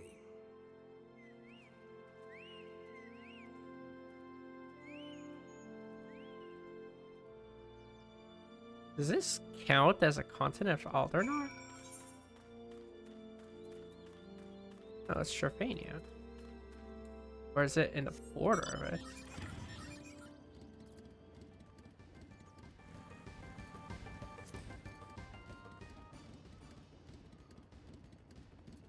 Oh. Interesting. Yeah, I figured it'd be Jarvania, but... I mean, Aldernard's like way east.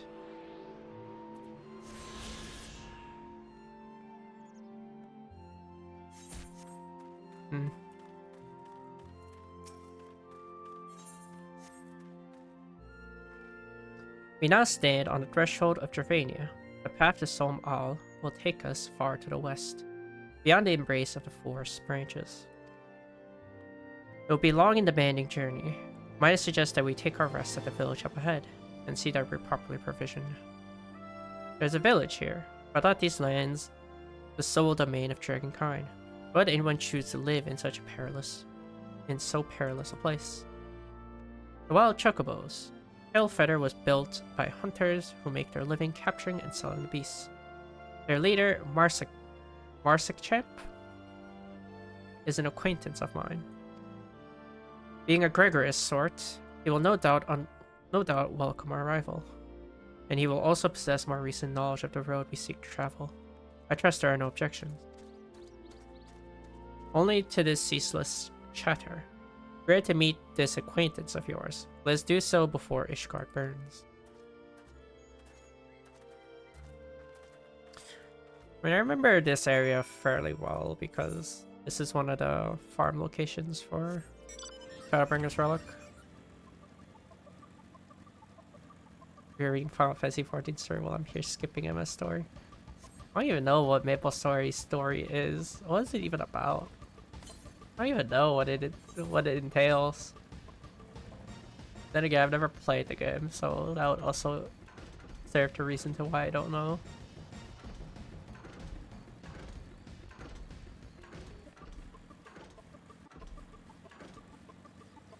A lot of different stories. Isn't that the case with a lot of these MMOs? I mean, each expansion's a different story. Think about it. Okay. Let's go back and do our job quests. What do we have to say tonight? Do the monk job quest. Or I'm slowly getting outskilled as I am going.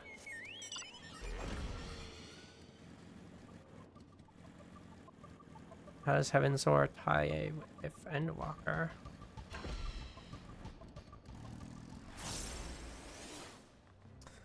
The allies tie. I'll tell you that much. And in terms of one of the characters in Endwalker, it does tie, yes. We would not be having relations with the dragon there. Think about it. Why would they even care if the dragon war never ended to begin with? So yes, technically it does tie in a minor way. It's not a major plot point, but it does tie in minor ways to explain how allies are formed.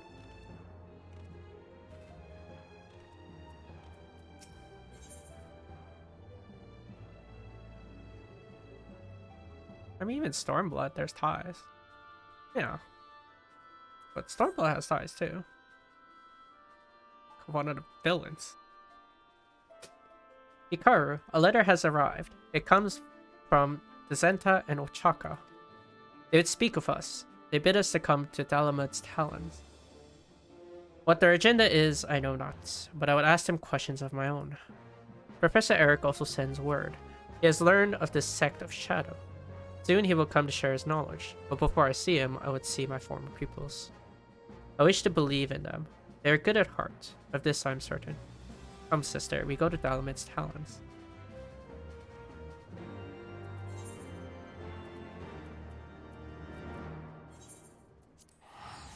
Maple Story pulled a Smash Ultimate story. Smash Ultimate story mode also doesn't make sense. Also a very silly story, but...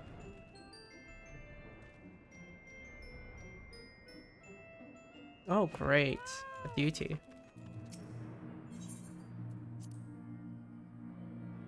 They take the big bad black meat.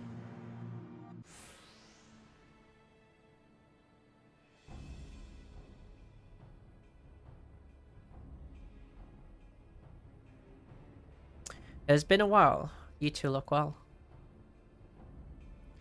Thanks for coming. For what it's worth, we're sorry that we deceived you. Know that it is for the benefit of both our sects that we fight. The other day, when you fended off our fellow disciples of Shadow, a new chakra opened within you, did it not? Yet the sensation was unlike aught you had felt before. Because you opened a chakra belonging to our aspect, the aspect of Shadow. The opposite also applies, of course.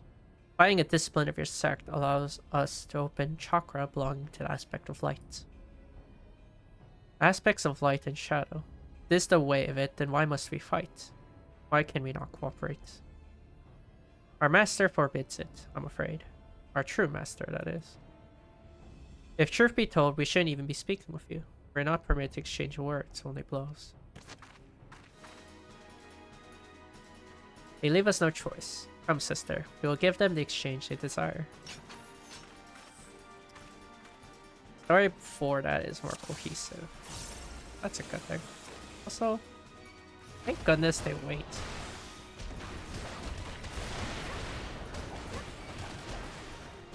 Hey, let me get my chakra. Oh, nice.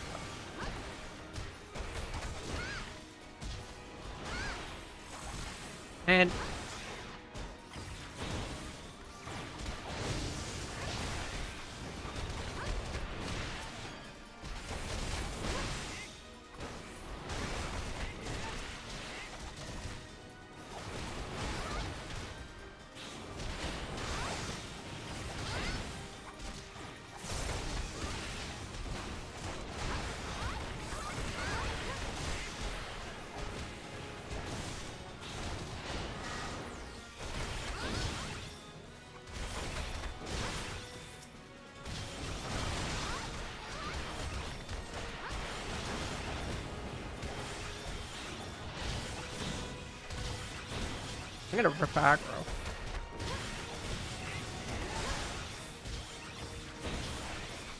And I ripped aggro.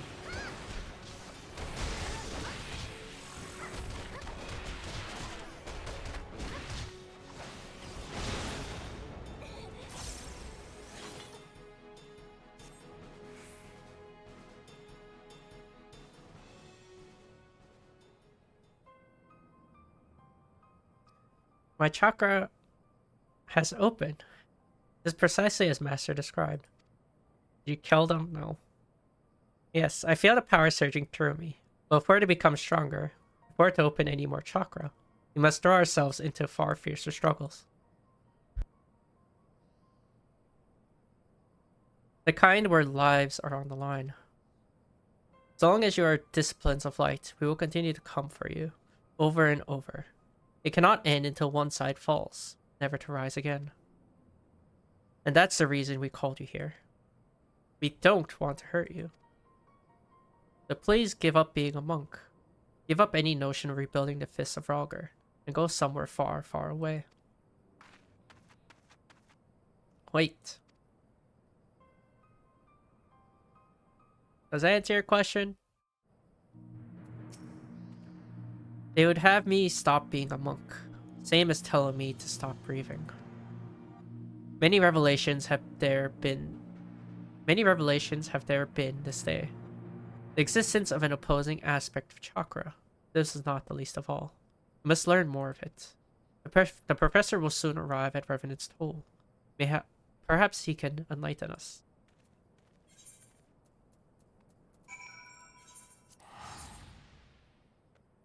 I need better gear. But I'm like scaling way past the MSQ. I'm on 2 jobs. I'm not even doing leveling roulettes.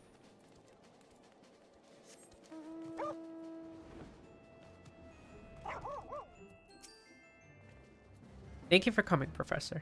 The information I requested, we're able to find it. Of course I was, you incurable dolt. Elsewise, I wouldn't have bothered to come here all the way to this backwater. Now then, I have many demands on my time, so I shall convey my findings to you at once, and in the most concise manner possible. Now,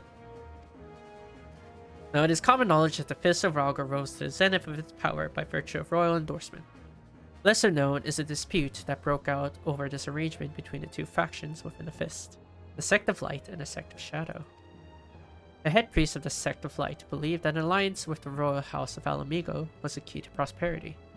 However, his counterpart in the Sect of Shadow disagreed, warning that it would lead to their undoing. History has proven them both right, but I digress. Unsurprisingly, the disciples of each sect rallied to their respective leaders' side, and the 2 factions clashed with words and fists both. In the end, the Sect of Light prevailed. The alliance with the royal house was sealed, and all the members of the Sect of Shadow was banished from the order. So, in the past, the 2 sects both belonged to the Fist of Rhalgr, and the disciples trained beside one another as comrades. And yet, though the techniques they employed were identical, the manner in which they harnessed energy was opposed in nature. It was this difference which gave rise to 2 aspects of chakra. There's tradition wherein monks from 2 schools would meet each other in single combat. In attacking you, I posit that the disciples of Shadow are seeking to recreate this tradition. This clashing of light and shadow quickened the aether within, causing a chakra of the opposing aspect to open within them. In simple terms, for your simple minds, the disciple of lights fought to open shadow chakras, and the disciple of shadow fought to open light chakra. And the implications of this, there are not 7, but 14 chakra all told. Yes, 2 sides of the same coin. Where there is light, there is shadow, and all that poetic tripe. One thing I do not understand, Professor. Why can our sects not cooperate? Why must the disciples of Shadow attack like common brigands? A feud caused the rift between the 2 sects. Who's to say there isn't a feud still? I suspect only a member of the Sect of Shadow can tell you the truth. But now I must be off. I shall inquire further into the matter in my spare time. If there is aught else, you know where to find me. You must speak with the Zenta and Ochaka again. I will track them down. Meanwhile, please continue honing your skills. The hard word. And to be fair, post quests don't give that much XP. Because that's retroactively added. That the post expansion quest actually gave EXP to begin with. Because if you look at current Endwalker, post expansion doesn't give any XP. It's gold. And the XP it does give is like really tiny. You've already killed 3 of them. Thank you ever so much. You're not injured, are you? Here, please take this. It's your cut for the fee of the work. Incidentally, did you happen to see the farm on the far side of the bridge? Those Mylodons have made it difficult to access that area, and the bridge has been left to fall apart. After we repair the bridge, one day we might be able to repair that farm. Rebuild that farm. You have fun with that, my friend. Oh, I guess tail feather.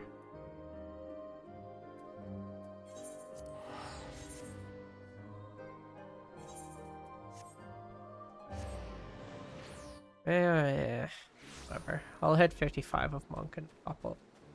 Basically almost there to leveling up again.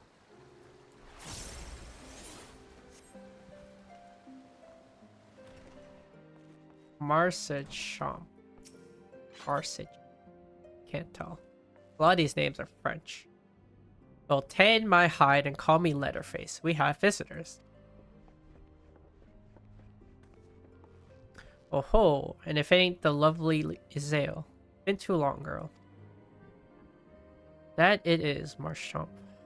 That it has. My companions and I are on a pilgrimage to Salm Al. Might we stay in Tailfeather a while and prepare for the next leg of our journey? Of course, of course. Stay as long as you like. In fact, I wouldn't suggest leaving the forest at all. The dragon's been absolutely bleeding murderous of late.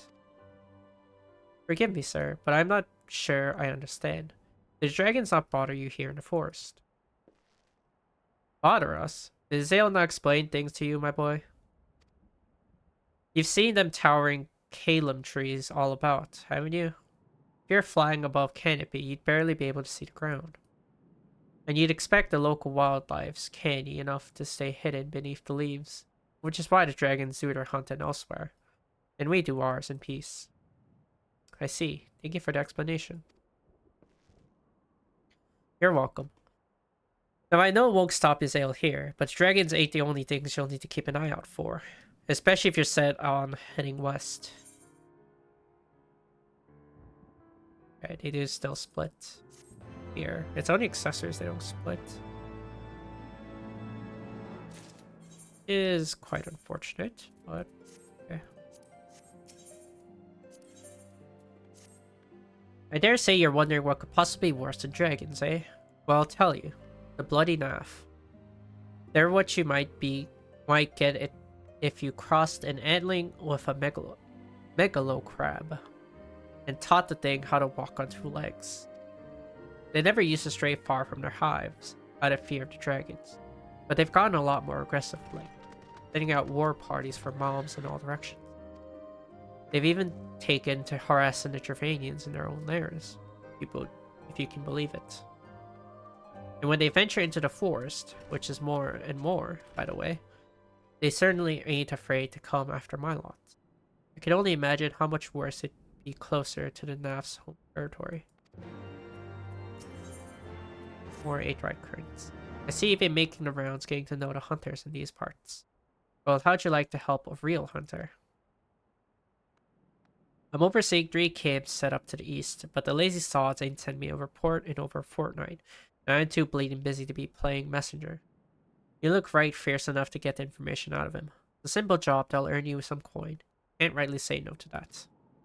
If that tickles your fancy, then you'll need to talk to the leaders of each camp. Leonulf, Gwenaret, and Amerbert. Hear what they have to say and get back to me when you're done. I'm done with these French names. My goodness. Something I don't have. What, Aether Currents? Did you get them? It seemed that much has changed in Dravania. The Nef were not wont to cause such strife when I lived here. You lived here? In Dravania? It was in time following in the calamity. My family was dead, my home was gone, and I had fled from the bitter cold into these lands. I knew not the path of the forest then, and wandered out from under the protection of its boughs. That was when I chanced upon Hraesvelgr. He had descended from his mountain lair to hunt for food. My exhausted mind could not contend with the sight of a majestic worm, nor the vision of the past his presence visited it upon me. Thankfully, Marcachamp, I don't know how to pronounce his name, man, found my unconscious form at the end of the trees and nursed me back to health. And in tail feather I remained for some time. I entered familiarity with the locals, but I interrupted you. You were saying these Nafs were once a peaceful people.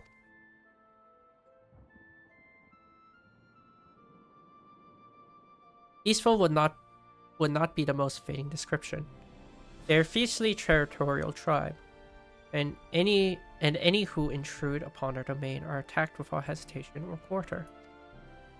Outside the borders of their homeland, however, they were rarely hostile.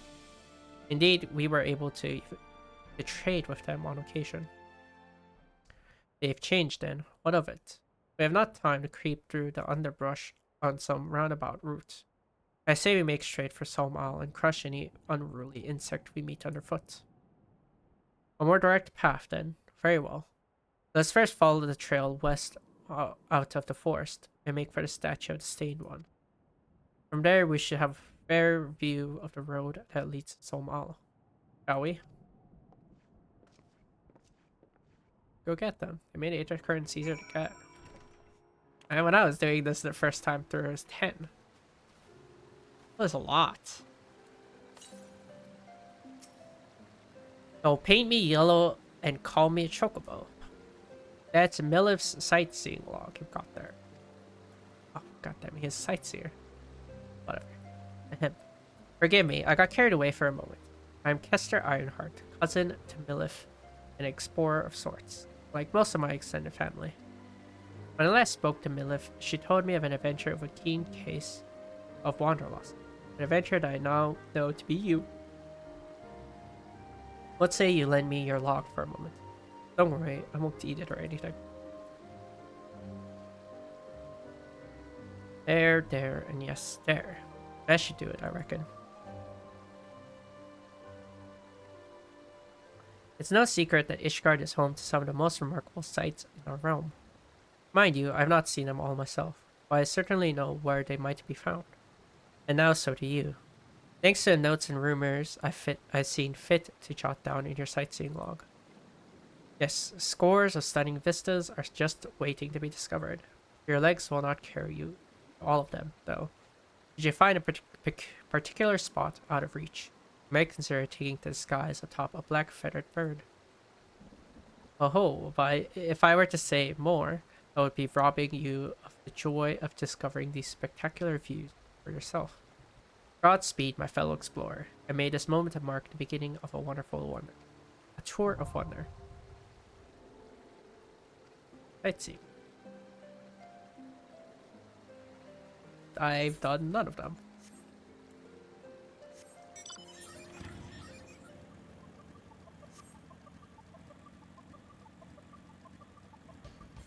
That's a lie. I've done one in Uganda. That dumb puzzle took way too long to do.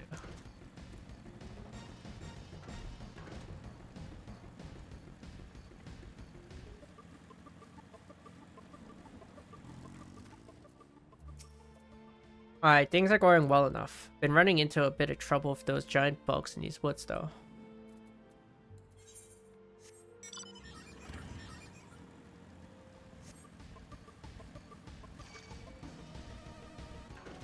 It's red chocobo.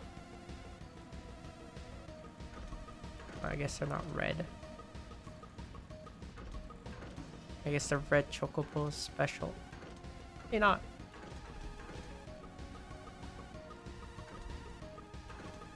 I thought you could, but for some reason my first jumped in too.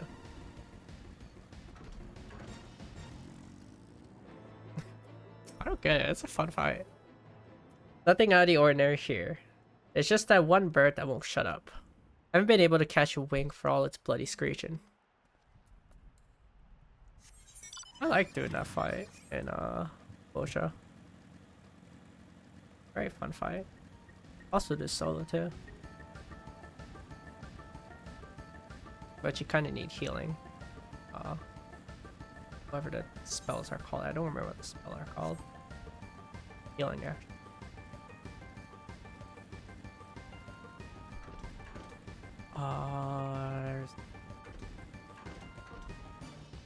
Surely I don't need to walk all the way around, right? I do. Regardless, I need it.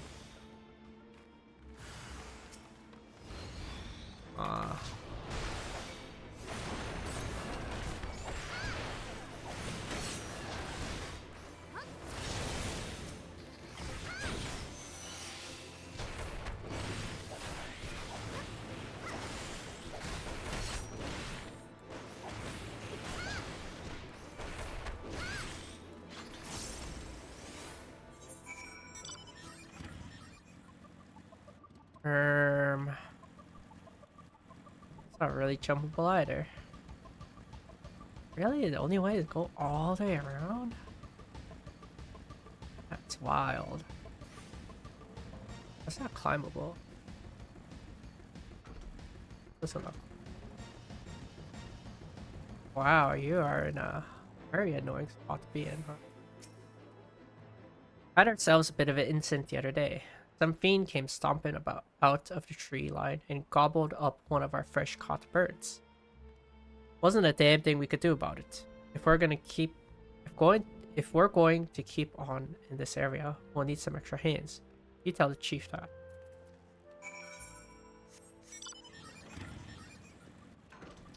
Are link pearls like expensive or something?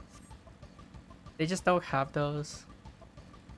But we were just given them as soon as we joined the Scions. I don't get it.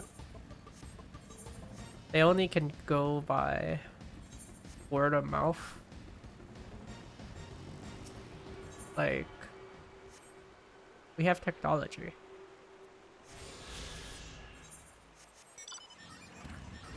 We have ways to call people.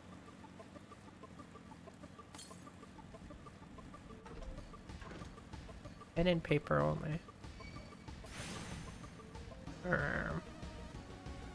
Pigeon. Oh, they're clearly not using pigeons.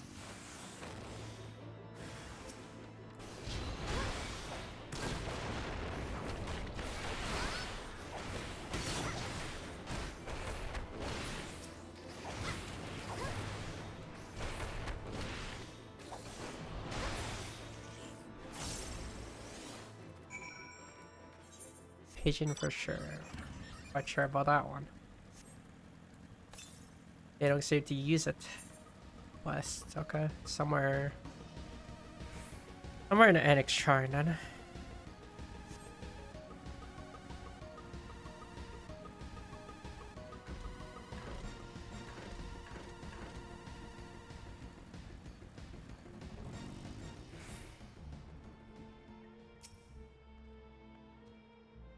I'm sure if I showed a bird expert, it'd be a pigeon. Oh, I'm just saying, I don't think they're using birds at all. Not that I'm denying the race or the species of the bird. I just think they're not using them at all. Should we chance to meet Marshchamp again? Remind me to thank him. Had he not warned us to expect Naf, I doubt I would be standing here. Amid ruins that I would tentatively describe as Ishgardian, the style, if not quite identical, betrays a definite resemblance. You have a scholar's eye, Master Alphino. The structure is, in fact, over 1,000 years old. Is a remnant of the age where our ancestors and dragonkind lived together in peace. We claim this as evidence of our harmonious past. I was taught that these buildings were constructed by heretics in honor of your Gervanian masters. This rebel inspires no such awe in me. Stubborn fool. How desperately you cling to the false teachings of your beloved home. Enough, both of you. You threatened the success of our mission with this incessant squabbling. Hikaru, pray reason with these two.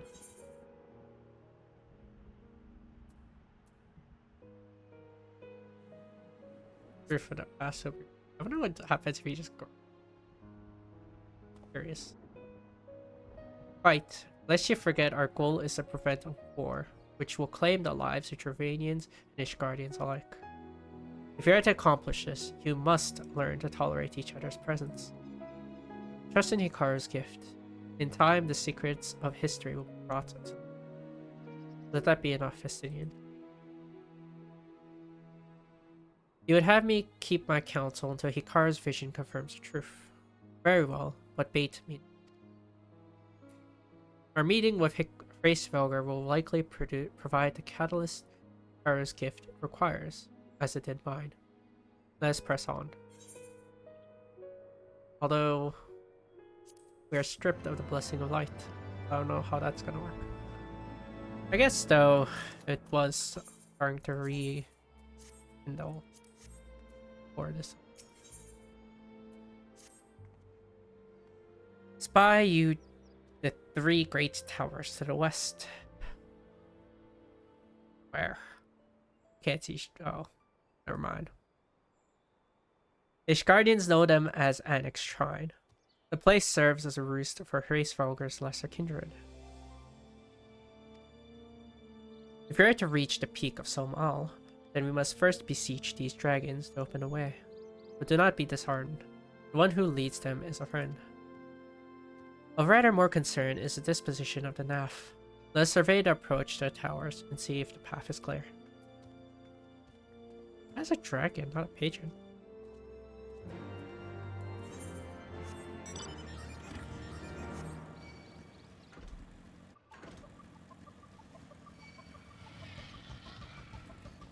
Patron?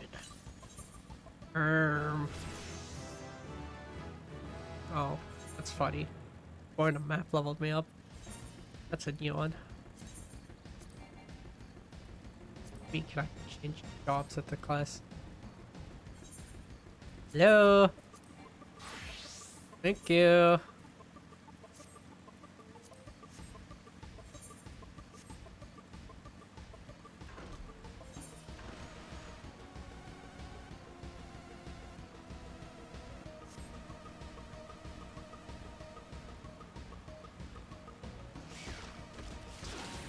I think it's always been a very... Well, it is ugly, but interesting mob. I don't know what the heck that is. Nor do I know what the heck's on its back.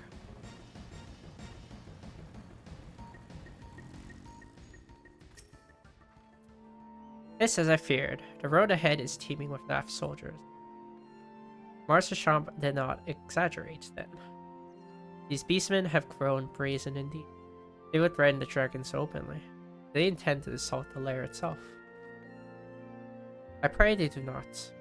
Mighty though the Gervanian friends are, they are yet vulnerable to the NAF's muskets. There's no route save the one before us. If the beastmen offer battle, we have no choice but to accept.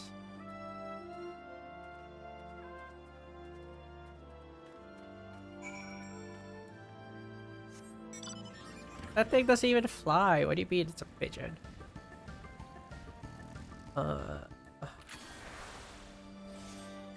I can't precast, I'll do that instead.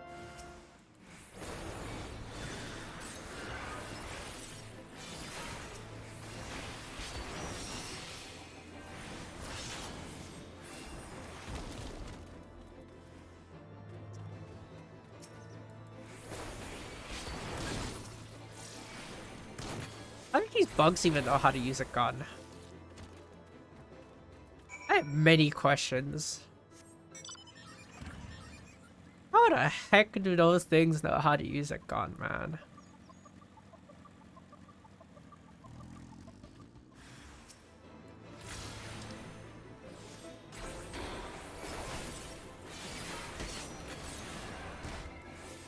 What, not happy Queen?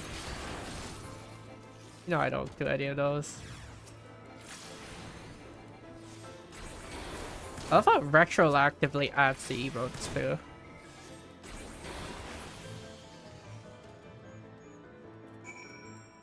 At least it does for me. I've definitely seen a pigeon before. I've been to New York. Be for real.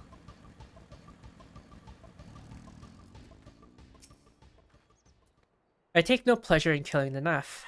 'Twas to avoid bloodshed I agreed to join you on this journey. Well, it cannot be helped. We may proceed into the courtyard together, but leave the task of hailing its occupants to me. And keep your lance on your back, Dragoon. On my word to the warrior of light, I shall start no fight, only finish it. You truly are beyond salvation. Come then.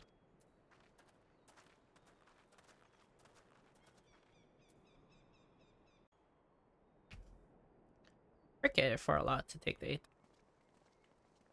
Right here.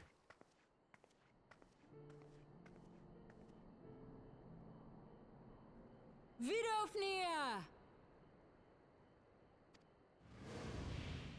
Go tame a pigeon. No.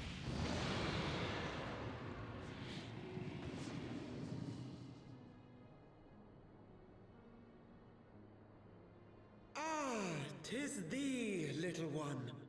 From above I did mistake thee for a Nath. 'Tis well I chanced to look again, or thou wouldst now be ash. Dear Vidofnir, how I have missed you. Would that I had come sooner, and not out of dire necessity. Thou art troubled. Speak that I might know thy plight.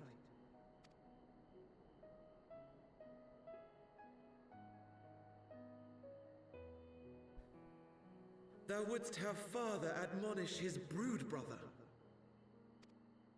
I would end this war without further bloodshed. How am I to believe thee, little one, when thine own companion beareth Nidhogg's stolen eye?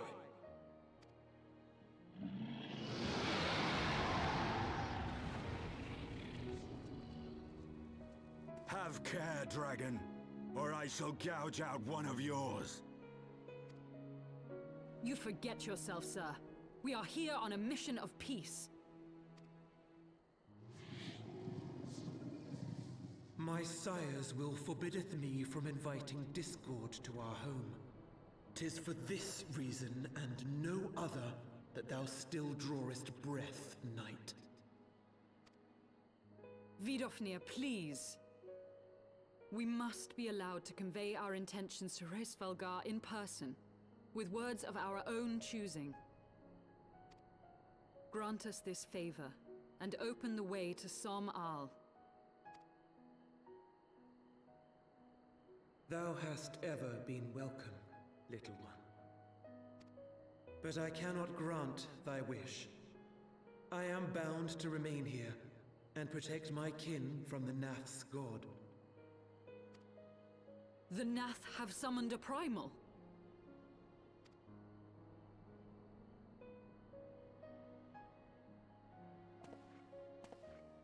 Pray excuse my forwardness, but if we were to eliminate the threat to your territory, would you consent to Lady Izel's request?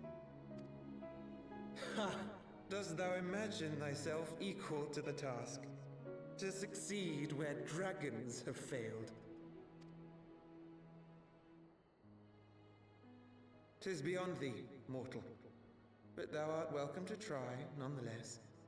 Only know that idle promises shall avail thee naught.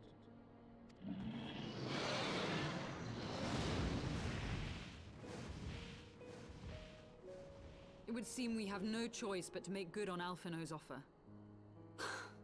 Why must our every bid for peace breed yet more war?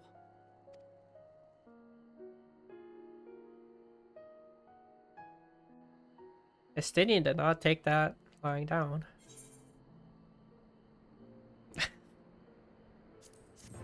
I just tried to take out the Dofnir side. God damn, man.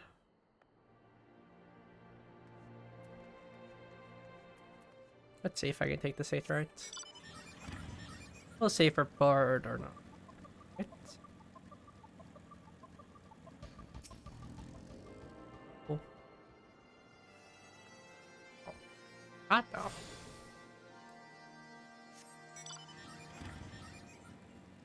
Hot dog. That's fruitcake. He's a rich one.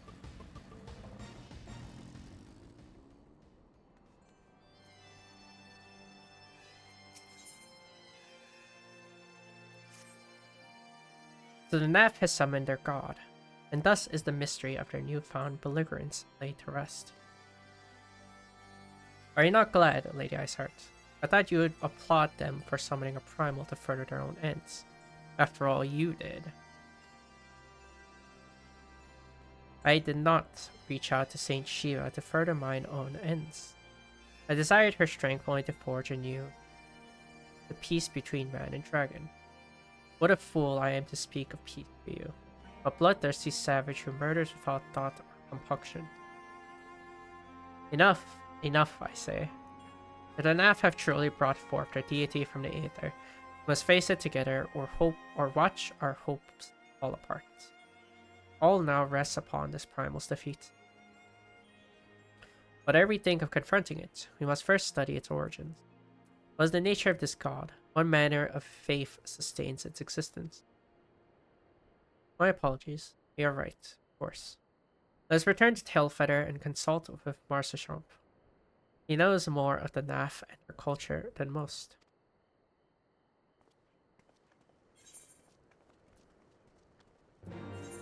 I don't know about that one.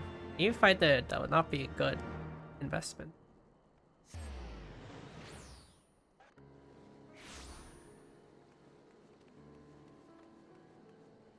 Why'd I pay 500? Like, even though I do like that. I do like Ari a lot. Way too much. I would not do that. So they've all got issues, but none of them thought to ask me for help. Do they think I'll bite off their heads or something? At any rate, I'd best prepare to round up the birds from each camp. Thanks again for your help, friend. Hey, since you've already struck up an acquaintance with all my people and all, maybe you'd be willing to lend them a hand. Seems they talk to you of their troubles readily enough.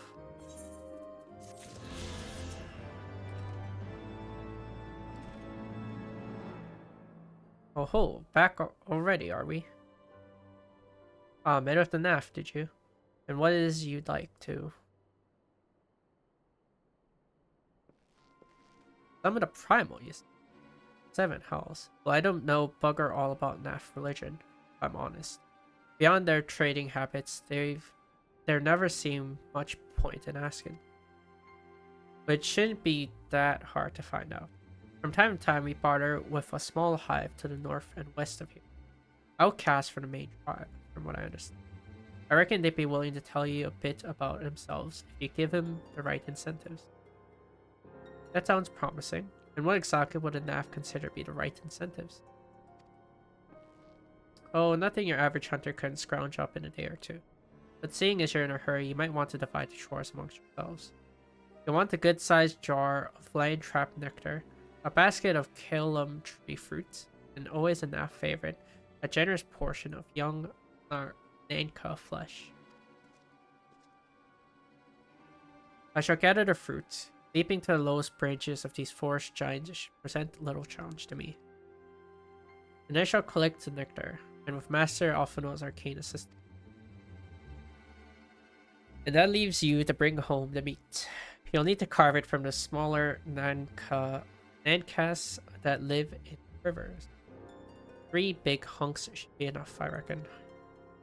Once you got everything together, you'll need to set it down at what we call the trading post. Here, I'll mark the spot on the map for you. You have been most kind, Master Marsachamp. Well then, let us attend to our respective tasks and reconvene at the trading post. I need hardly add that the last one there is a rotten Nanka egg.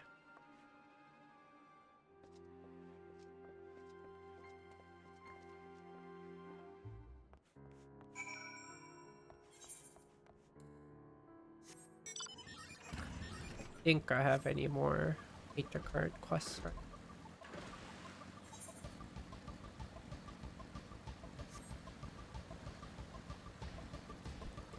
Which means I'm free to just roam. I believe the next one is probably all the way off here.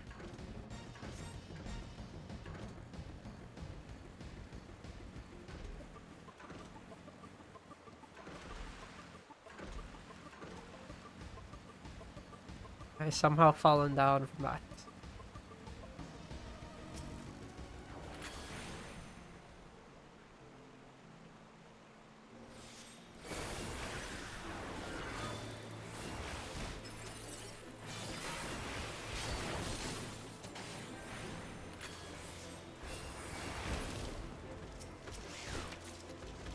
I don't even want to fight that one.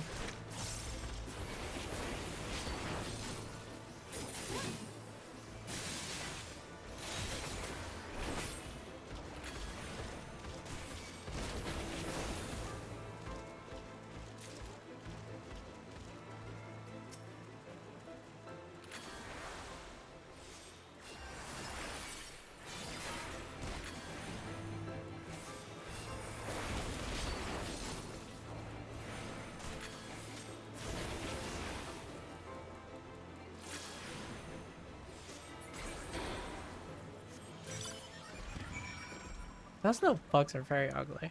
I'm not gonna hold. Those things are not pretty.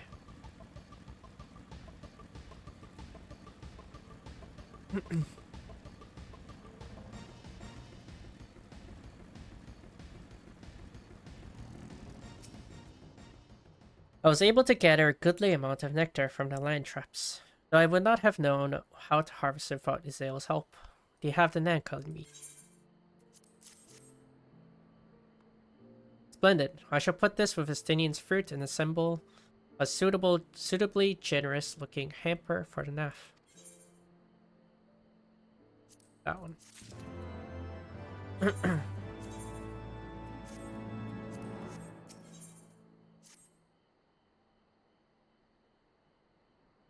Well, everything appears to be in order. Assuming no one has any objections to my choice of presentation, I shall place our offerings at the trading post as instructed. Were I of the NAF, I think I would be suitably impressed.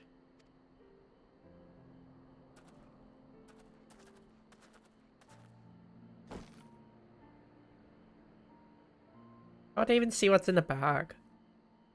Well, how long must we wait? Should we have sounded a signal or some such?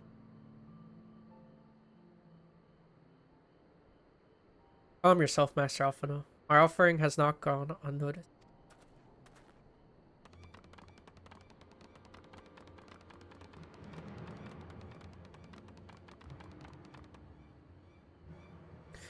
Long has it been since hunters last came to trade, bringing gifts that filled the air with such delightful scents. Land trap nectar, alum tree fruit, and Nanka flesh. What delectable foods you have brought for us. Our meager existence is much enriched by your bounty. Come, hunters, come to our hive if you would trade. Cramped and stifling our homes are, but the rancid incense keeps the dragons at bay. Cramped, stifling, and horribly smelly. But better to live in stench than be cracked and crunched by dragon jaws. Yes, come, it's not too far.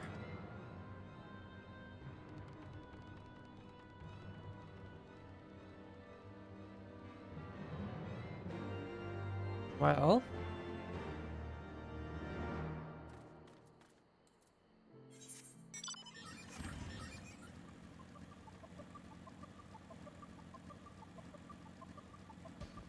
off to the stinky bug lair.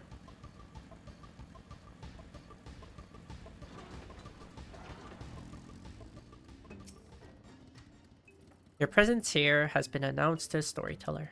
You must speak to our chosen leader in words. For we are Vaf. We are the non-mind.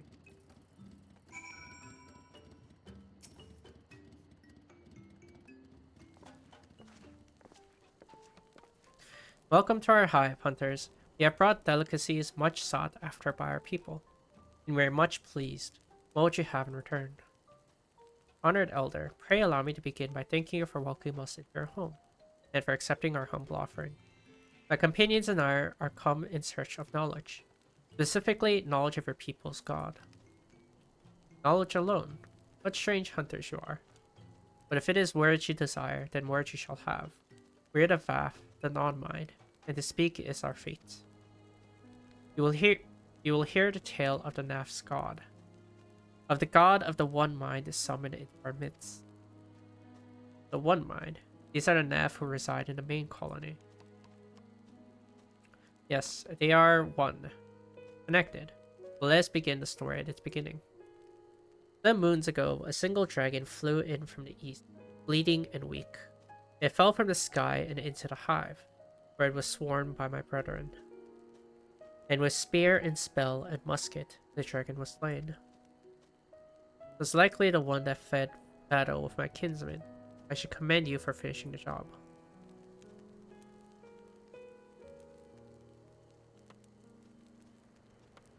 Dragons are fierce and terrible adversaries. The One Mind would always cower when their winged shadows passed over the ground. But no longer. They have learned that a battle-weary Gervanian was easy prey. Thus did the Overmind decide to heed the words of the black-robed men. The One Mind would call forth our god, and unleashed his blades upon the dragons. Gervanian lands would become Naf lands, and ever larger would grow our domain. But our god ever hungers. The price he demands in crystals far exceeds the reward of this war. We of the Vaf despise and revile his insatiable existence.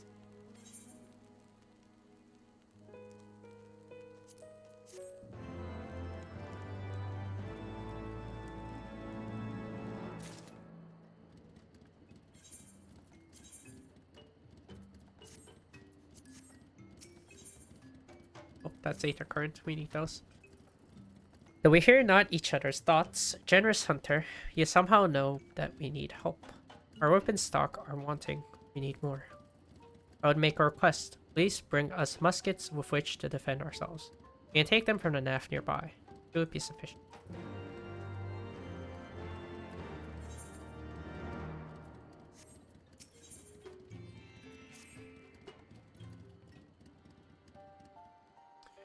I call upon the power of a primal for the greater good, conscious all the while that I do so at a grave cost to the land. I reason that it is a necessary evil, and willingly shoulder the burden of my sin. In suggesting that such crimes can be justified, you may argue that I presume too much. But you must surely see that I am aware of the magnitude of my transgressions. Not so the Naf. They summon their deity for no greater purpose than the expanded domain. The signs of the Seventh Dawn, one sworn to eliminate the primal threats. The distinction you draw seems questionable at best. But the fact remains that my grandfather risked unleashing the power of the 12 in an attempt to prevent the calamity. Thus, while I may not condone your actions, I at least understand them. Not so the Naf. As you so rightfully put it, if they truly seek naught but territorial gain, I can only conclude that they are ignorant of the ruinous consequences of their god's insatiable appetite. The longer this primal is suffered to exist, the greater the suffering it will cause. It must be destroyed.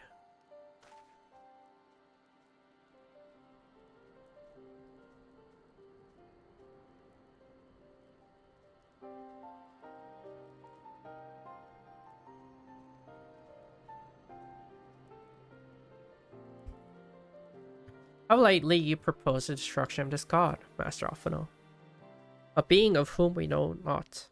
Has it occurred to you that you may be sending the warrior of light to our death? No, You have the right of it, Estidian. It would seem it is I who am guilty of presuming to.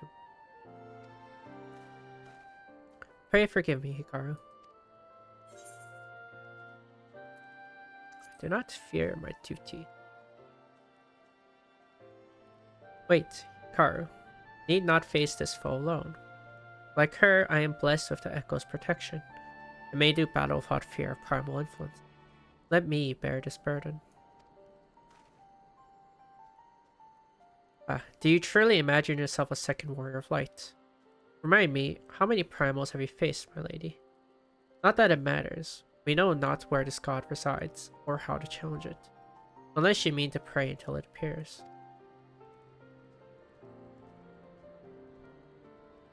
The city makes a valid point. Let's speak with the Vath, and learn how best secure an audience with their deity. In this, at least, I may be of assistance.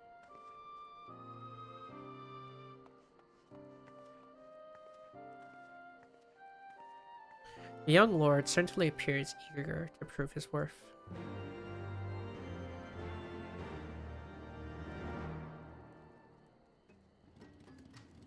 Well, he has had a bad hit in the past expansion.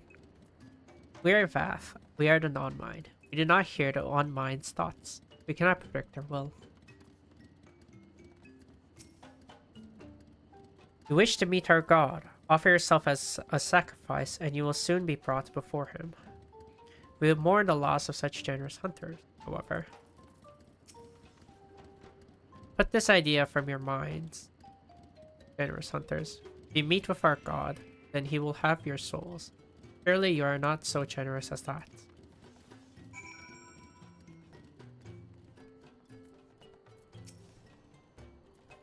You are generous hunters, yes? Many gifts you have brought, but not enough for all of Vath to enjoy. Maybe you could bring us just one more. We're very fond of Nanka flesh. Yes, the meat of a young Nanka would make a fine repast.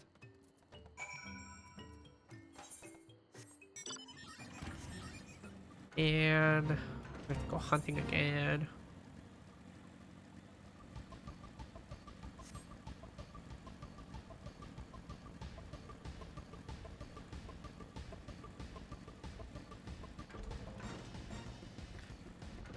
The little ones, right? Hope that thing doesn't aggro.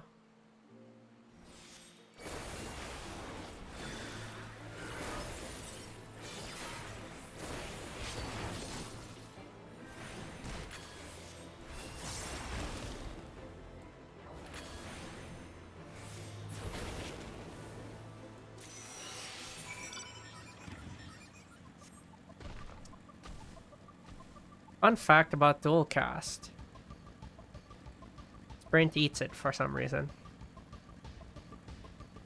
Why? I have no idea. But it will consume the dual cast. As if Sprint had a cast time. It doesn't. Although it still eats it.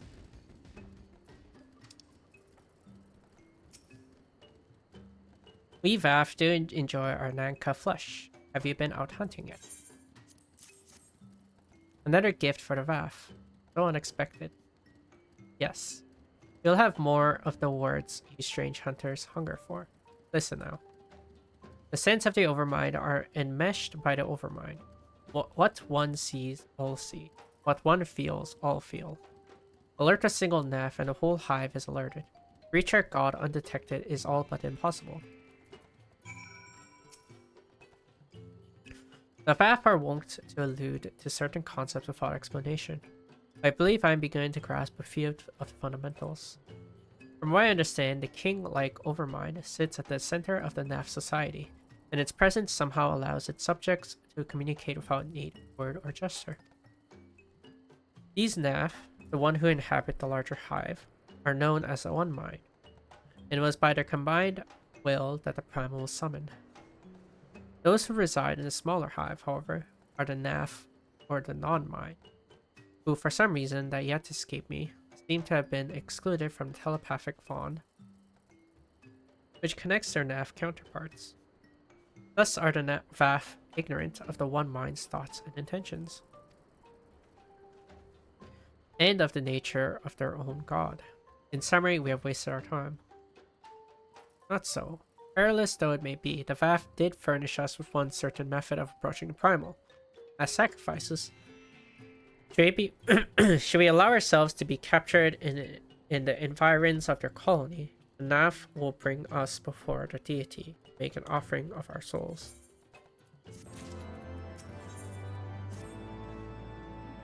Forgive me, but let us be clear about what it is you propose. You mean to say you would deliberately provoke the Nav, run yourselves into what might generously be termed their custody, and then wait until their god arrives to claim your soul. Aye, that fairly well describes my plan. You will join me in this endeavor, will you not, Hikaru? Not like we have a choice. Judging by the great risk you took to prevent the summoning of Saint Shiva, we are not the woman to err on the side of caution.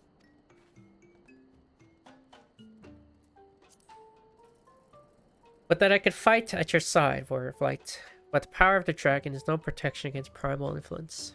Forgive me, but I must remain here with Master Alphino. Then it is settled. Hikaru, you and I shall challenge the guards at the entrance to the colony. Once the hive is roused, we shall feign a brief show of resistance, and then allow them to take us prisoner.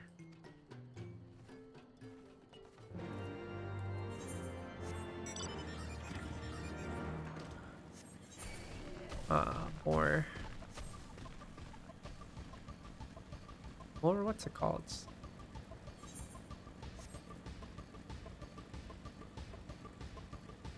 I can't think of the word.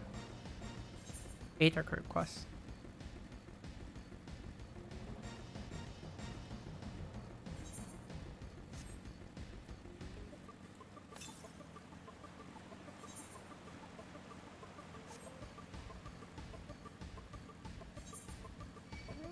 We'll have to go back and do that. Flying is too important to ignore. Very, very annoying to get around to do anything without flying.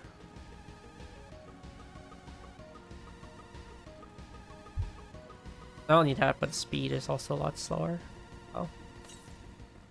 That's something we can ignore.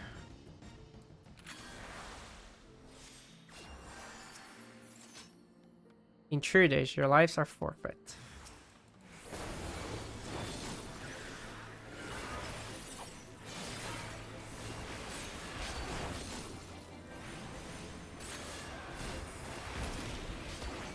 Whoops.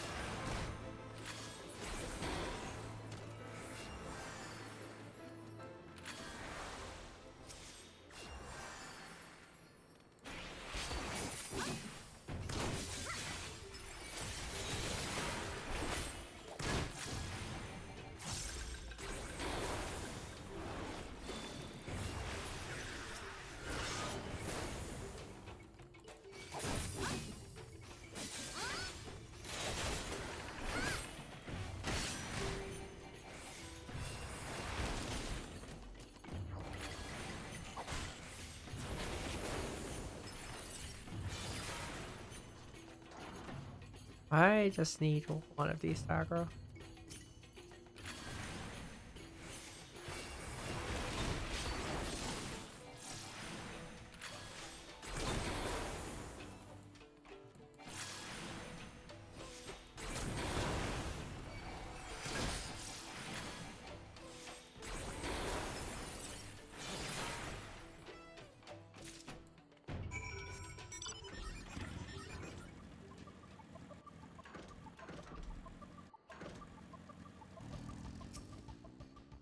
The one overmind must by now be aware of our intrusion.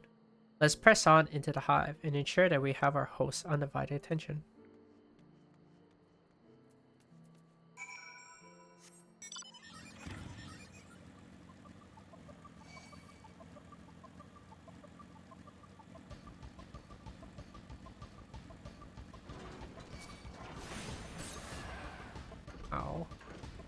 Me alone.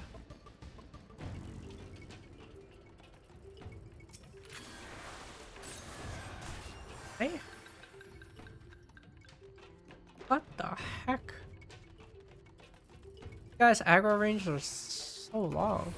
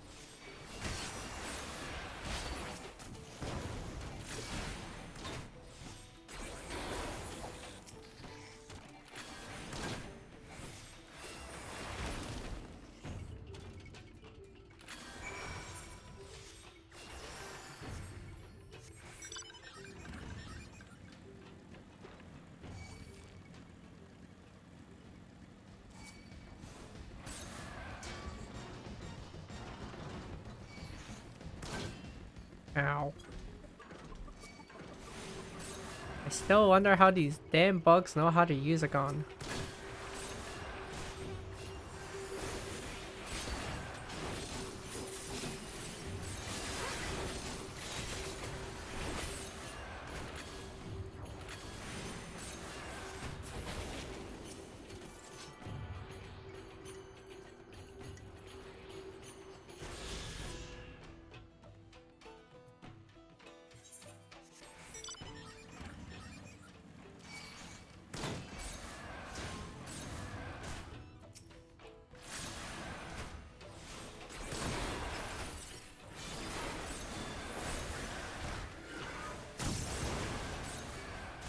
Damn. That's a lot.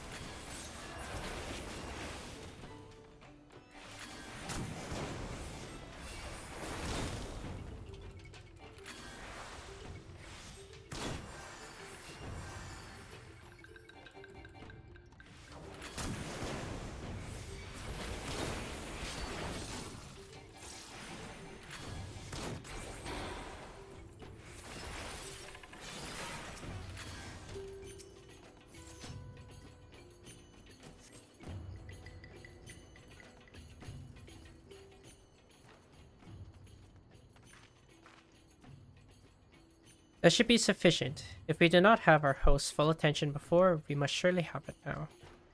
Our audience of the Prime will be granted soon after our capture. Pray advise me once you have steeled your mind for the battle to come.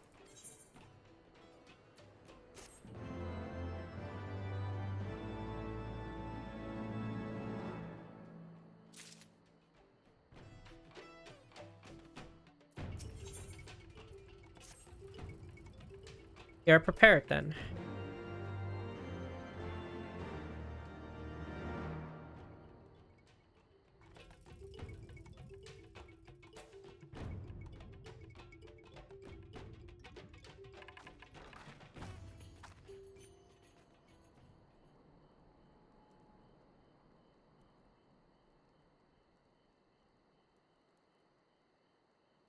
Hold here, Hikaru. When the next NAF come, we offer no resistance.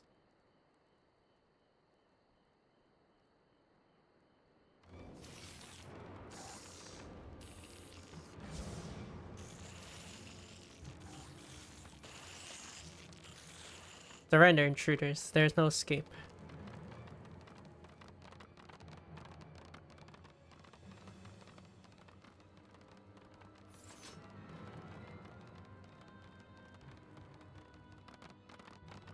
enough. We surrender. We throw ourselves upon the mercy of our god. What the heck do they use to stand on?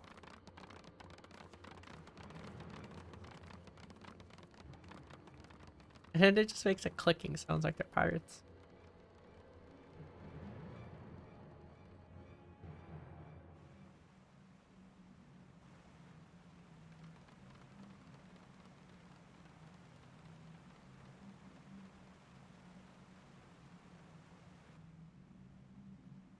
They seem eager to proceed. Good. When they take us before their lord, pray leave matters to me. If what I know of summoning rituals hold true, I shall be well placed to act. Mark the sound of the river rushing through the ravine behind us. Passing loud, is it not? I imagine the noise would serve to mask our escape should we need to withdraw temporarily. But you are prepared, are you not? I do hope so. If I were to be dragged away or sacrificed while you were haggling over the price of potions, I should not be.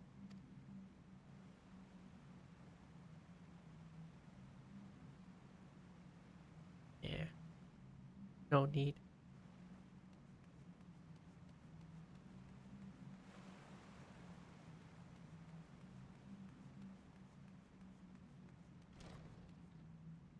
Not like potions are very useful. Don't heal enough.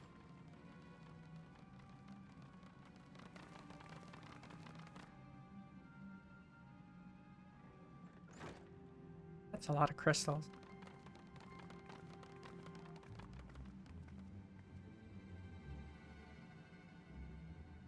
Now we have but to wait.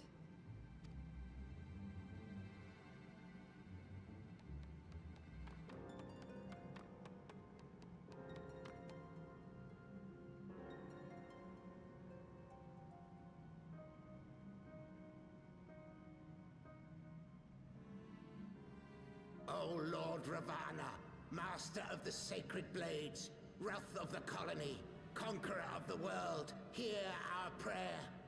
Pray grant unto your devoted children the gift of your divine presence.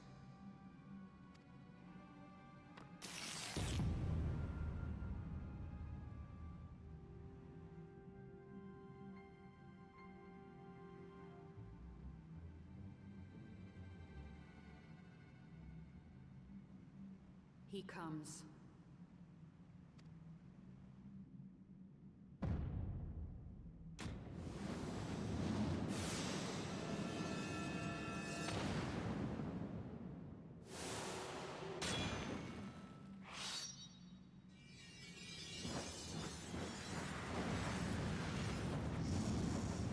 Ravana has one of the coolest entries, I will say. And I do like his team a lot too.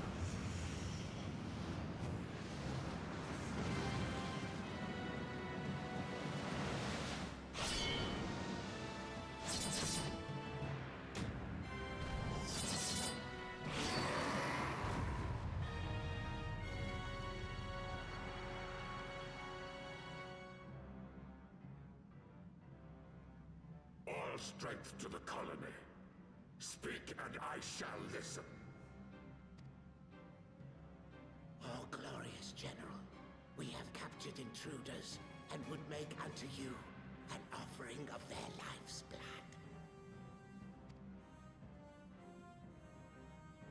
These feeble fleshlings dared to invade Natlands. Hear me, Lord Ravana. My companion and I did not come to contest your children's territory. We wished only to learn the reason you wage war against the dragons.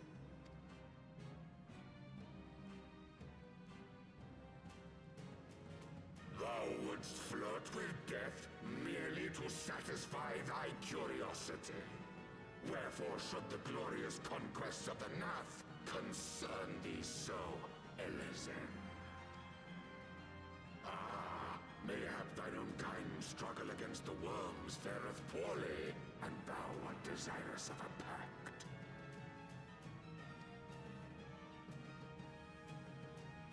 We crave no alliance, Lord Ravana.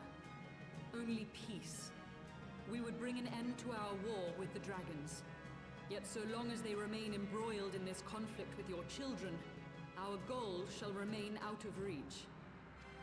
Never before have the Nath risen up in such numbers, and never yet with you at their head. Why do you lead them to war? Thy question hath no meaning. To live is but to fight. Long have my children waited, gathering their strength in the shadow of thy ceaseless conflict. The Nath would see the Dravanians slain, and their territory secured. And by such fervent prayers am I now given form and purpose.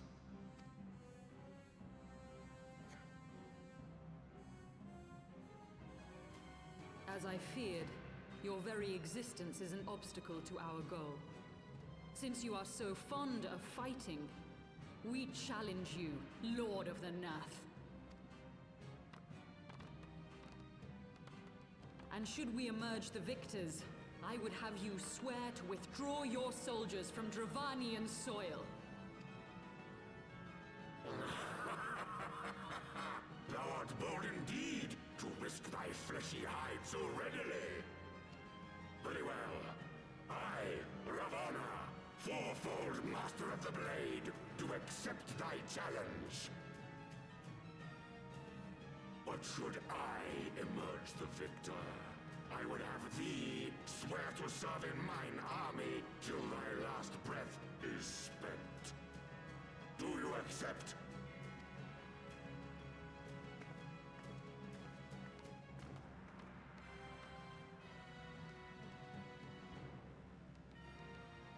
I do. And I believe the first bout is mine.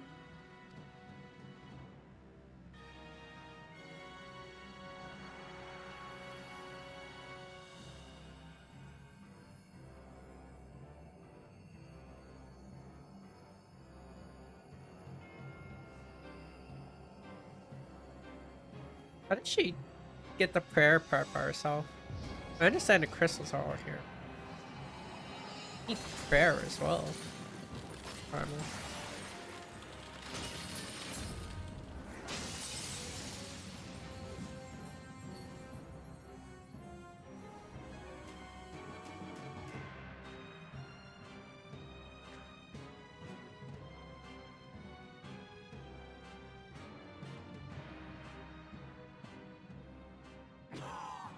What is this? A god clad in flesh? Is aught amiss, my lord? Thou wilt not break thy word, I trust.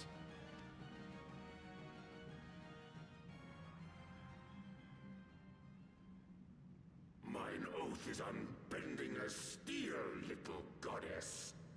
Thy ruse will but add to mine enjoyment.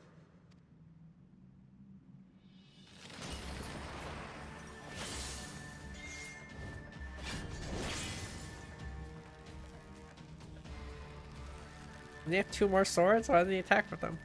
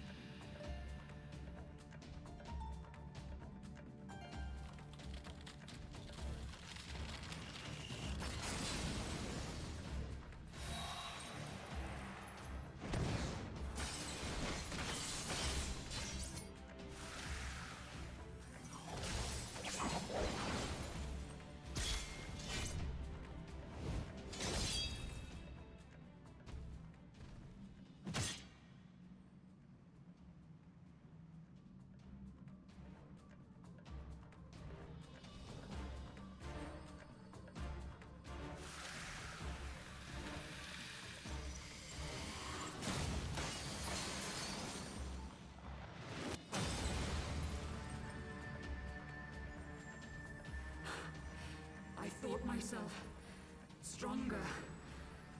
Mayhap with more crystals?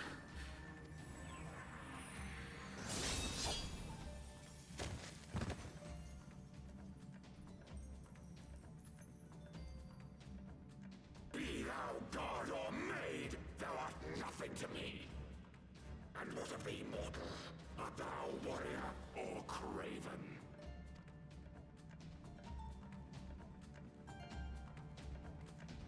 No, let me just call 7 more people.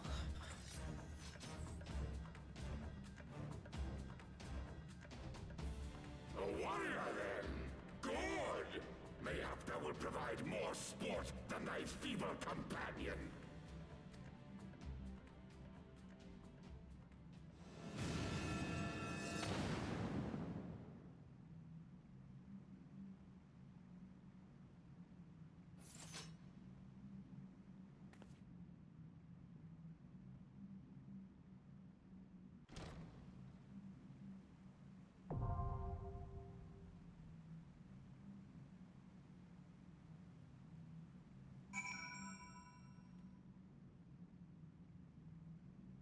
We'll put ourselves in queue and better stuff. Forgive me, I was overconfident.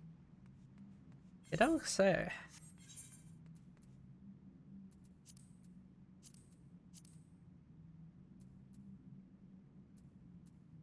Might as well be doing the other quest. Get our ether currents. That's where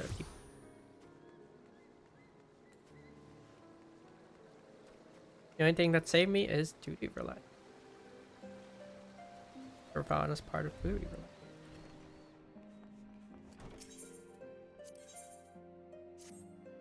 One of my men was attacked by a chocobo. You might think that's a common story. What with all the hunting we do? But I'm told this one was unnaturally big. Of course, in the end, size doesn't matter. We can't be having our quarry stalking us. That's why I'm planning to capture the beast before it harms any more of my men. I already know you as a reliable handler of the birds. That's why I need your help tracking it down. Think if you can lend old Marshachamp a hand or time. If the prospect piques your interest, it'd be best to start off by asking the leaders of my camp what they know of the monster. Come back and share your findings with me when you're done. Oh, not again. Why did this guy is the most painful? Man.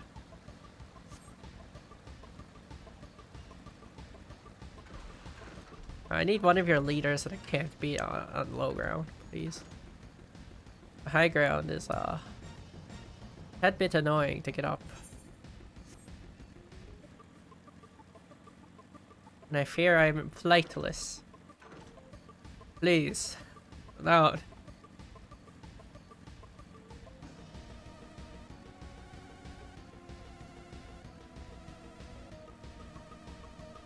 Or just talk to me from the cliff. How about that? I can yell. Walk to the cliff. This is ridiculous.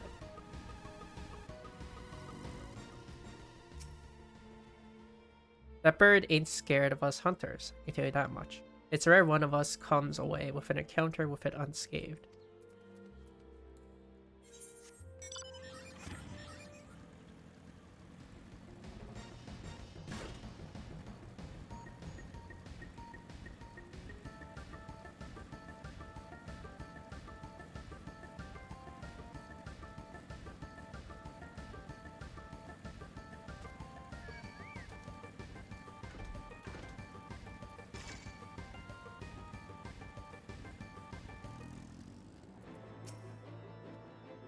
See that cage there?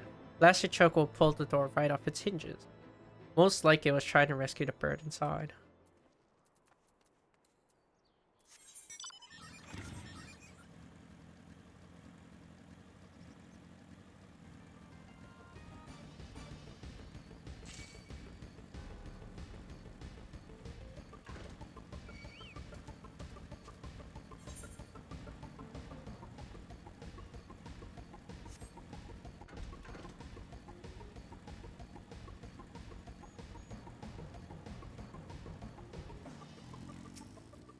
From the way I heard it, one of the hunters was attacked unprovoked and got knocked unconscious by a single kick.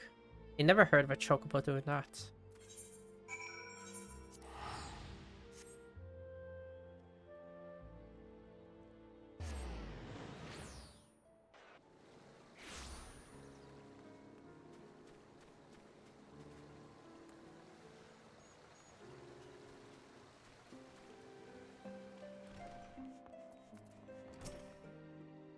Seems that Chocobo's been stirring up trouble all around the forest.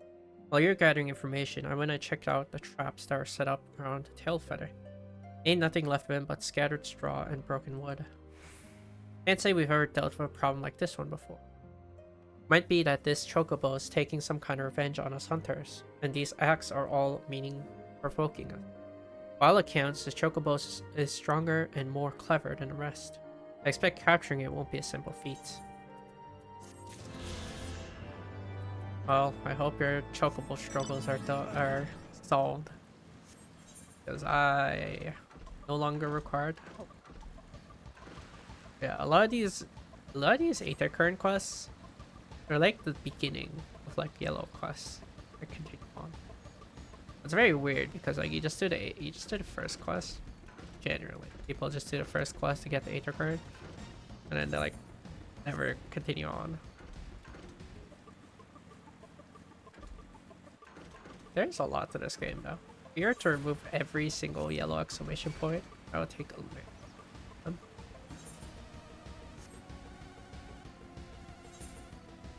Like a really long time.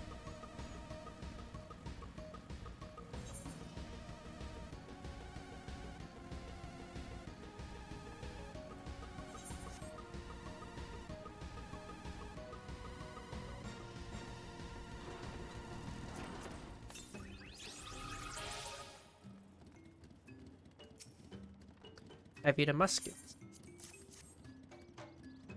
Thank you, Hunter. With these we can arm ourselves, defend ourselves. We are the same blood as the NAF, but even we find it utterly unnerving the way they think is one. The way they move is one. It is hard to imagine us as the same.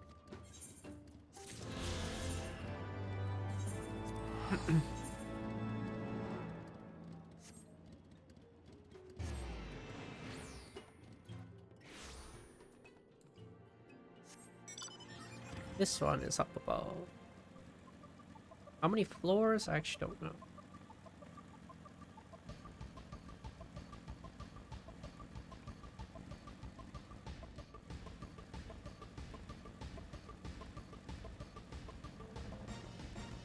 Probably should be one though. The dragon throne.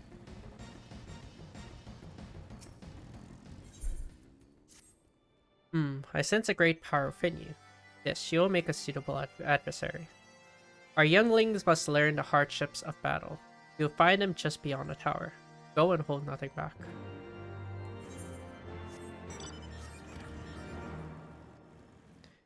Beating up baby dragons.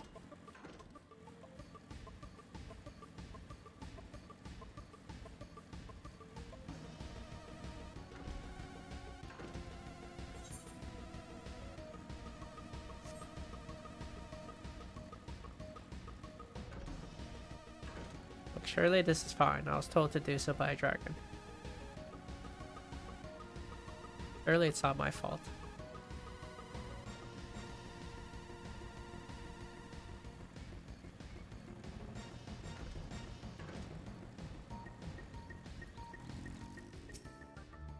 I don't understand. Man is not fit to battle with dragons.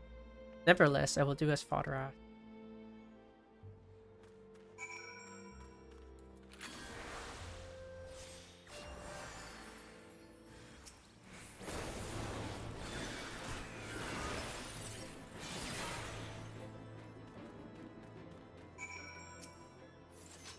How dare you do such a thing to Calm Khan?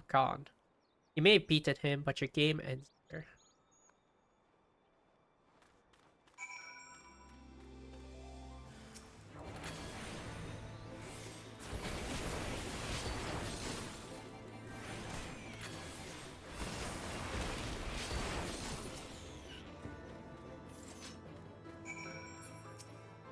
What trickery is this? I will not let you make a mockery of me and my brothers.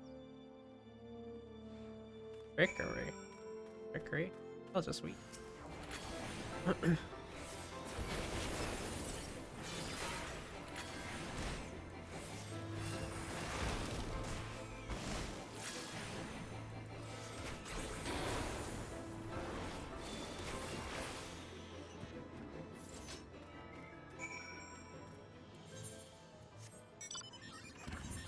too lazy.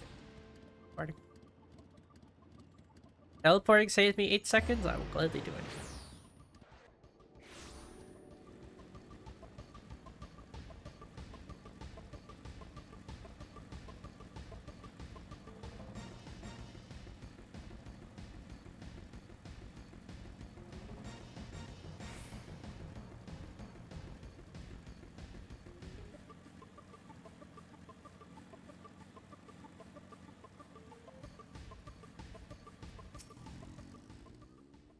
So the younglings have learned their place.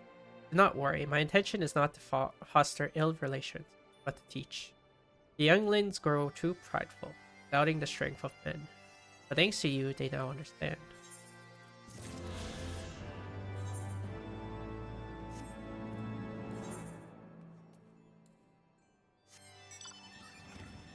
This last 8 are current even. More. Ah, I know where it is. Let me write it Somal. I'll pick it up because I have nothing better to do.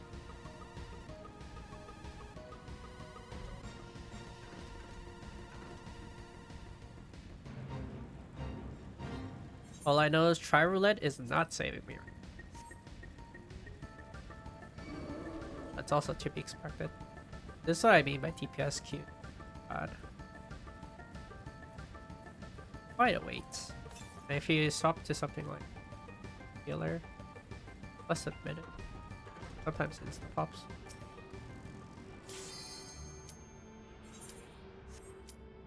Get into this then. Here on.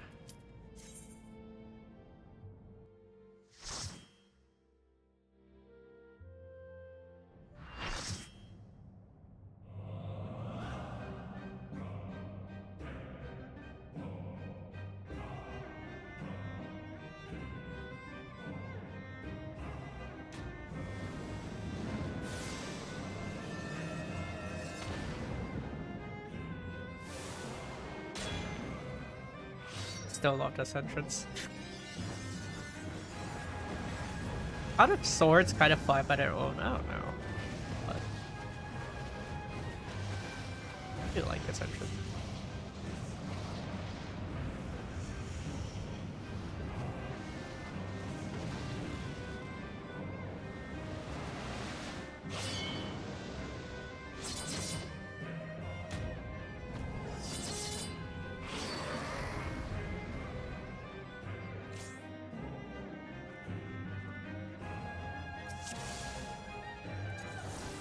To the song of ringing steel.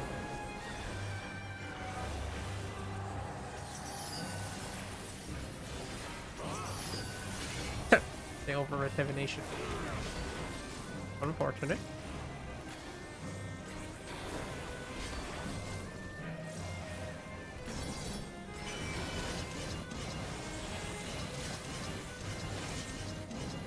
Furious as a blaze. Clearly we know what directional parry means, yeah?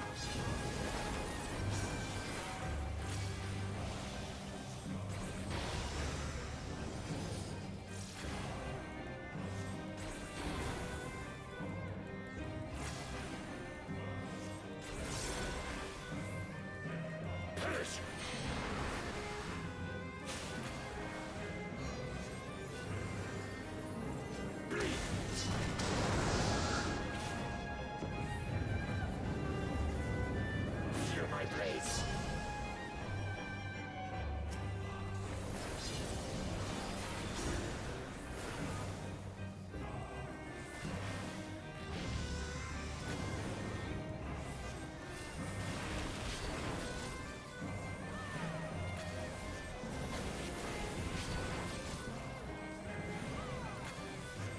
Just go behind the boss. Go clean northwest and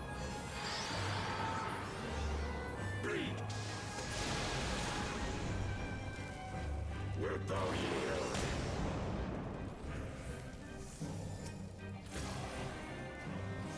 should have done it first. Sometime.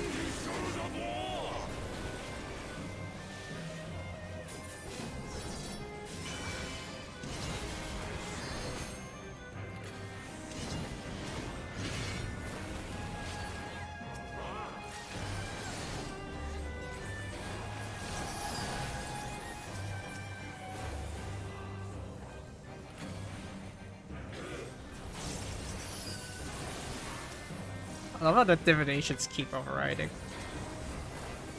Like, you could delay one. Not the end of the world, I promise you.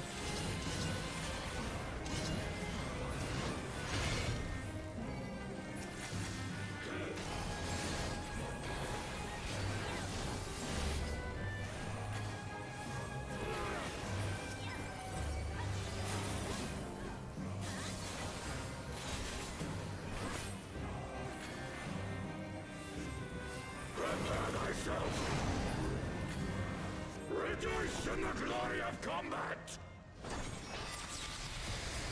Pay attention to unopened wallets.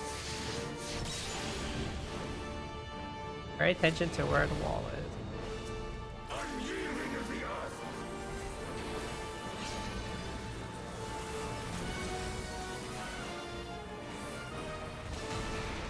Oh, I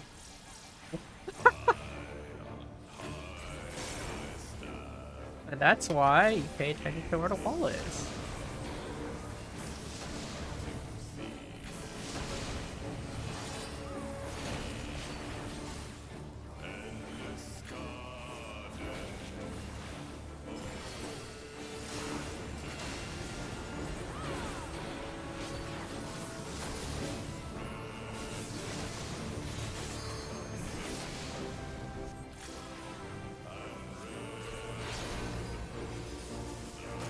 We're not gonna build LB3, but I don't really have a need to do LB myself.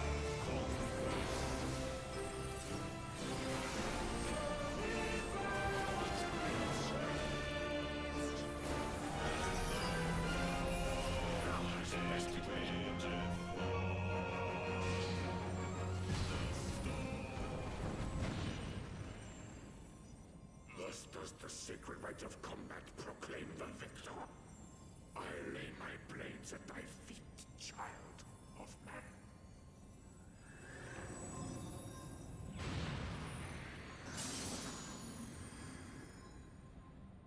Cool boss. I do really like that.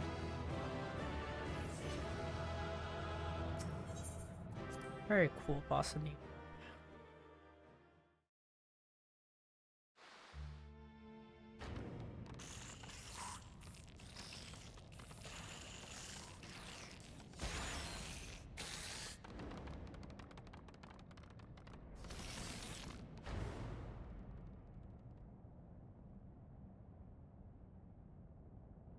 The bug scurried away.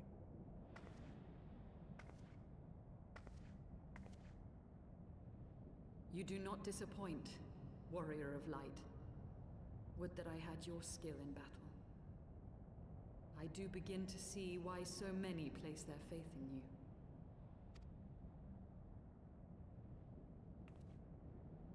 For all his savagery, I do not think Ravana one to break his word.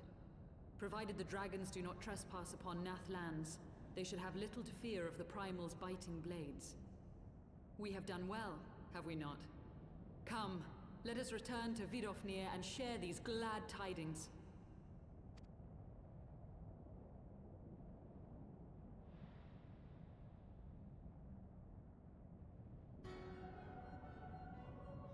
Once more you achieve the impossible, bringer of light. But with every mortal heart that succumbs to fear and fury, another voice is joined to the chorus, beseeching divine succor. At their bidding, warring gods will shake the firmament, and your world will be consumed in the swelling storm of chaos.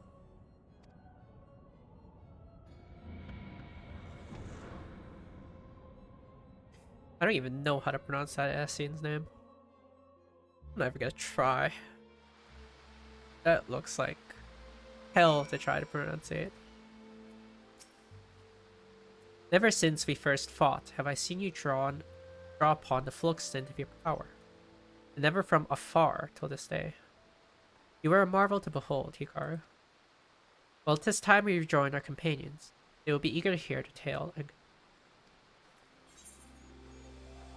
go back ahead. Sadly, I don't have the last Aether card because most likely will be locked behind the end. Good part is I don't need to do any more of those, and I just need to continue with MSQ. There is both sides of it. Good side is I don't need to do any more of the blue quests. I've climbed this wall.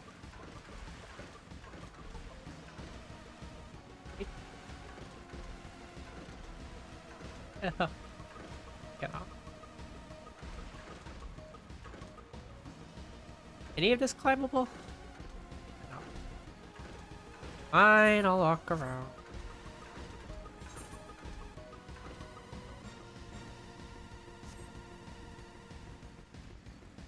I wanted to climb that so I could just go there and go in a straight line, but no.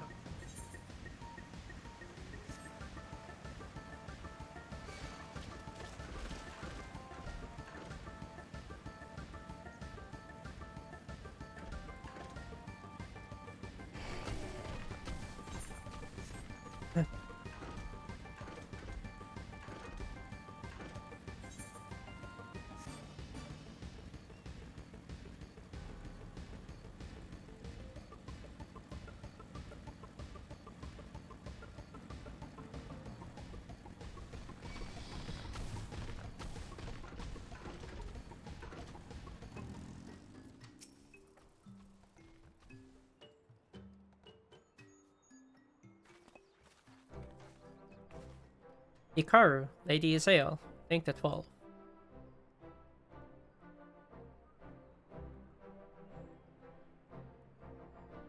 Lord Ravana, you say? How curious that the Vaff never mentioned his name. And you're quite certain he will keep his word. There was honor beneath his savagery. That we survived the encounter at all was a miracle. A miracle I must attribute to Hikaru. Never did I doubt you, Warrior of Light. Unlike some, you were gone so long, and Master Alphino here nigh lost his wits with worry. Fighting like a maid for her sweetheart he... Estinian, was that truly necessary? Not truly necessary, but certainly true. What matters is that the primal is banished and our promise fulfilled. We should return to Vidofnir without delay. Lest you forget, this was but a means to secure an audience with the worm Hraesvelgr. Nidhogg's minions will not be halted by idle chatter. Come now. We must make our every moment count.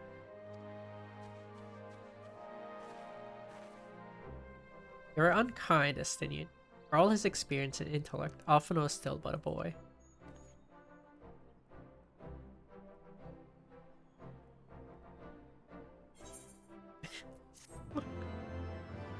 Ah, poor guy getting teeth.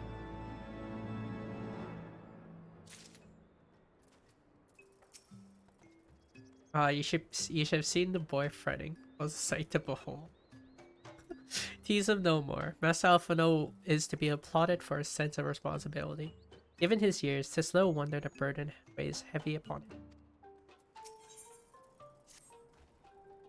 So we'll be on our way to Annex Shrine then. I will not have the dragons think we have forgotten our bargain.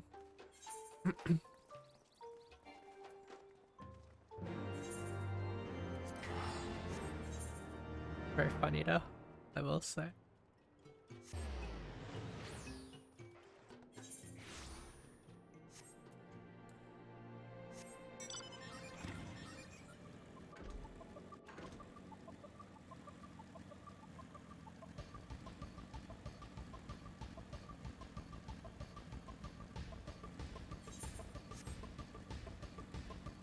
Wait, but Afnir's down there. Ah. What? I figured Vidofnir would be above, not down there. Okay. We last saw Vidofnir flying away. You know? But you know what? It's fine. I should have paid attention to my map. Thou art returned, little. Hast thou abandoned thine ill-conceived contest with the Naf?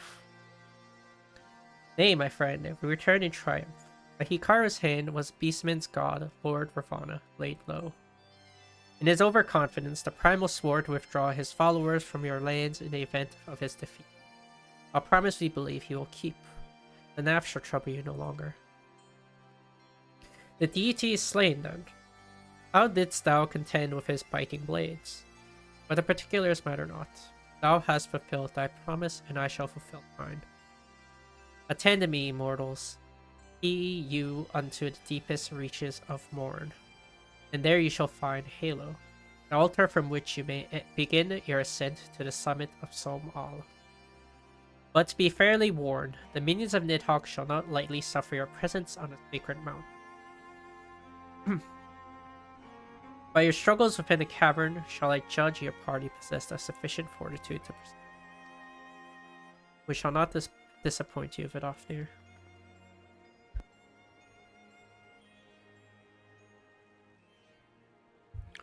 If memory serves, the Cavern of Morn is entered from the second floor of the central tower.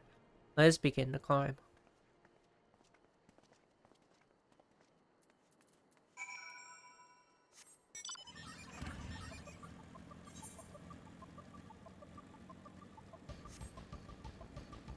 I'm fairly certain that we'll get to Som Al and I'll probably have to more than like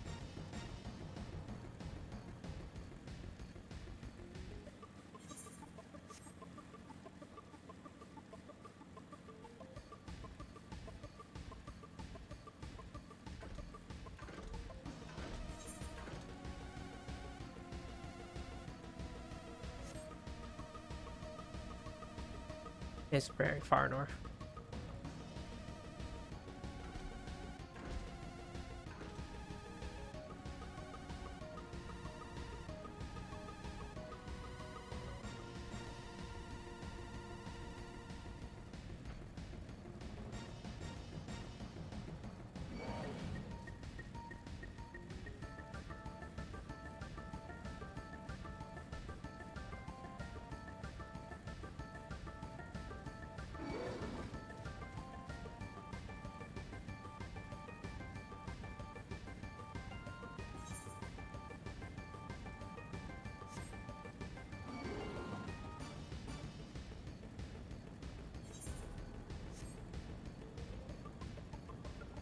I don't get it. We could just run past all these mobs, so I don't know how this will be a suitable challenge when we just simply walk past all.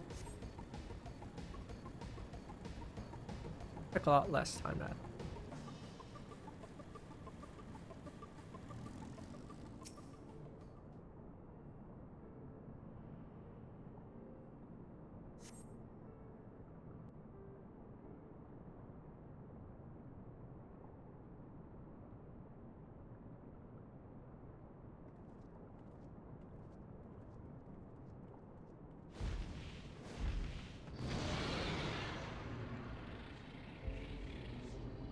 Well done, little one.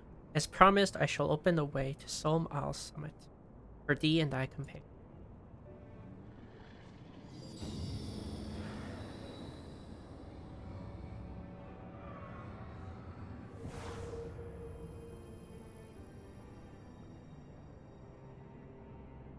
Heed me now, children of men. The domain you seek to enter hath not seen visitors of your kind in nigh on 1,000 years. So I freely grant you passage. Your presence will not be welcome. To my kin, this mountain is revered as holy ground and resting place both. Where you the minions of Nidhogg during your ascent, for 'tis certain they shall take great offense at your intrusion. We are grateful for your warning, gentle Vidofnir. My final words are for thee, Dragoon. Have care to keep the stolen power thou wieldest in check, lest it breed for fair.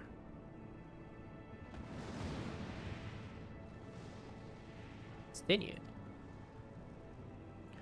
The way is open. Let us not tarry here. A moment. For we blindly forge on, knowing the danger that awaits us. Tiamat herself is set to guard this people. I do not fear Nidhogg's consort. Any dragon foolish enough to bar our path shall feel the sting of my lance. Spoken like a true butcher. Need I remind you that we are come to parley a peace? Let us be clear, heretic. It was to save Ishgard and her people that I first lent my support to this doubtful venture. And 'tis for the sake that I go now to speak with Hraesvelgr. But I said nothing of Tiamat. Should the opportunity present itself to rid my people one of the deadliest enemies, I shall take it. That is my duty as Azure Dragoon. We are beyond redemption. We will accomplish nothing by bickering. If we are to meet with Hraesvelgr, our path leads up the mountain.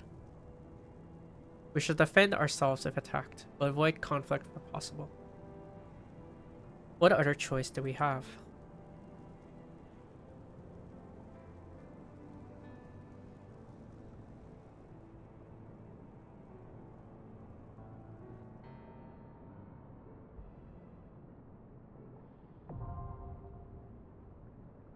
Owl is...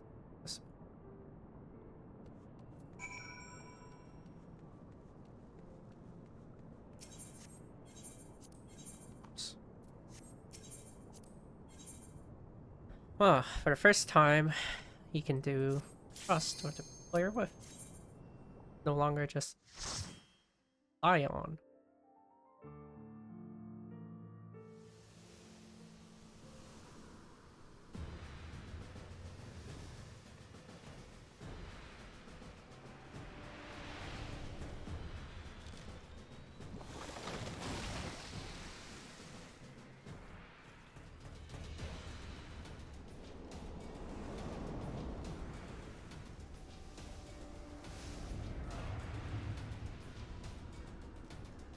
I also didn't expect Izale to be the tank.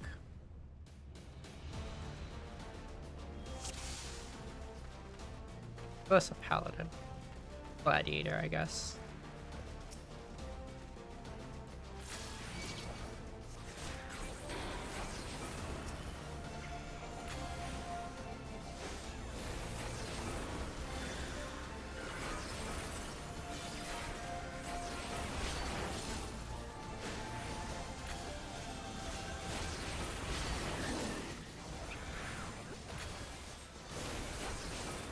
Away with you!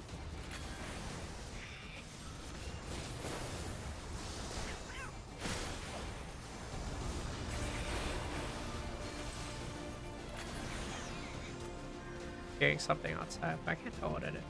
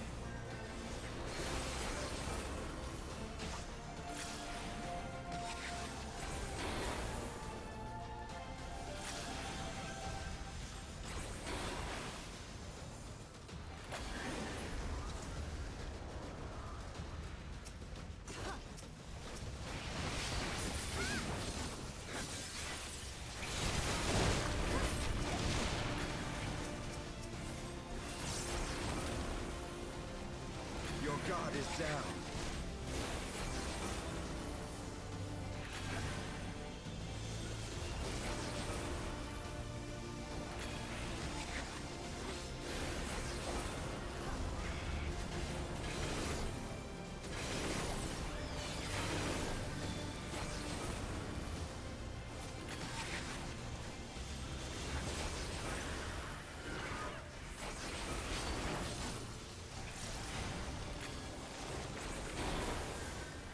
Can't wait to get to level 70. Because 70 has the more interesting parts of Rampage.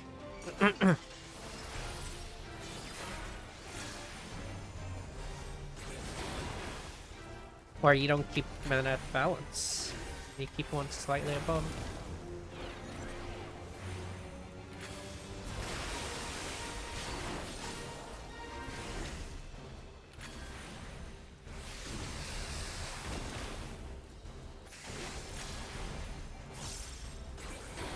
Oh, that's interesting, because Finian still has the old Dragoon.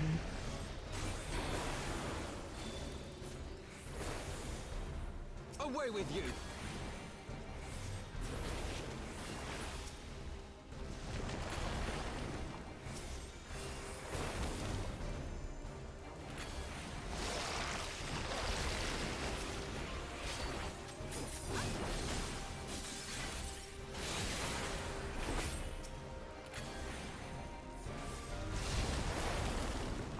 Roll.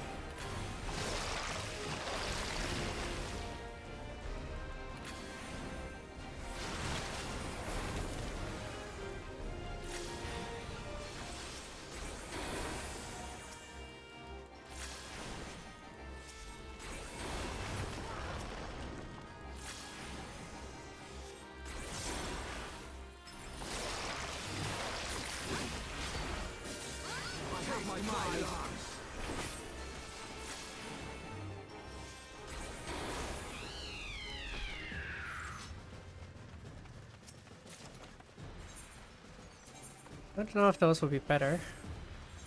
Nor do I know what gear that is for, even. Now, what do I even get? Skill, speed, determination, strength. It looks like my dispel speed faster, or healer, sorry.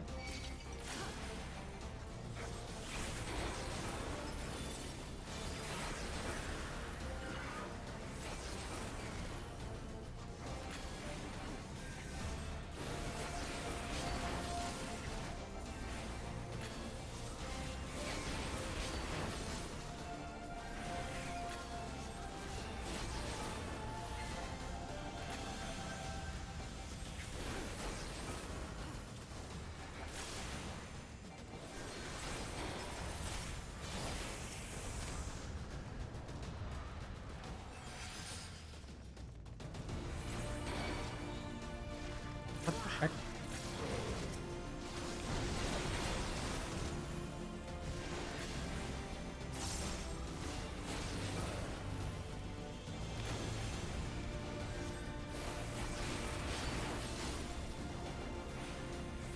Man, stop targeting me.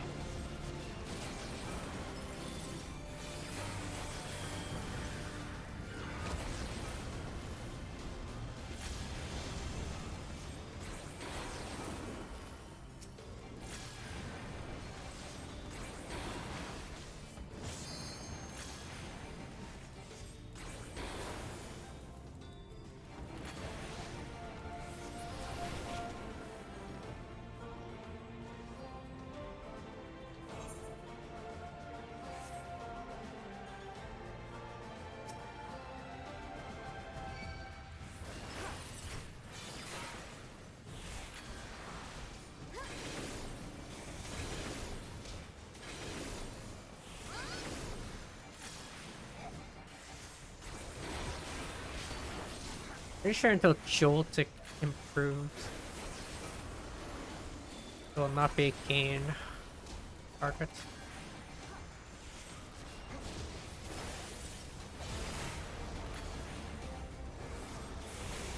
I don't think Joe Ponzi goes up until like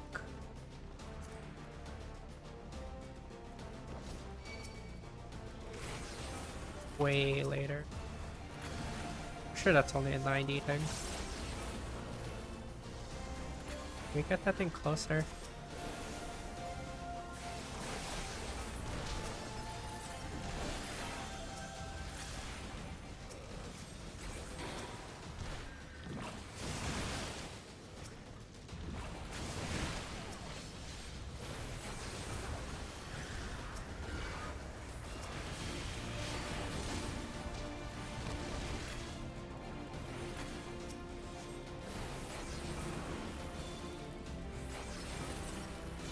For the House of Levia! Shiva, aid me!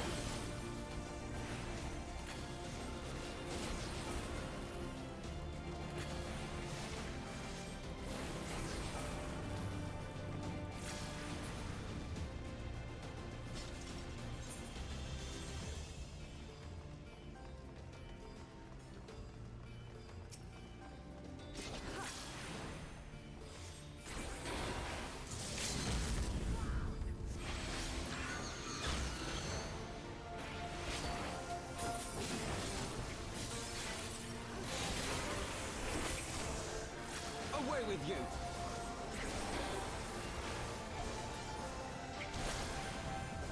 Your guard is down.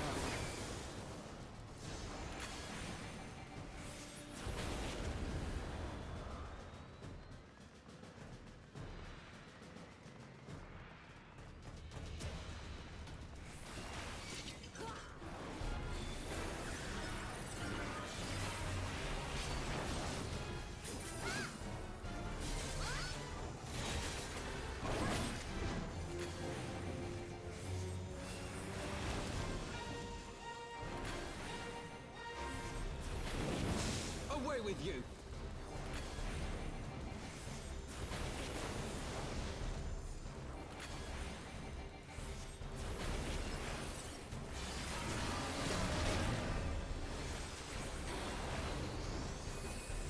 Away with you!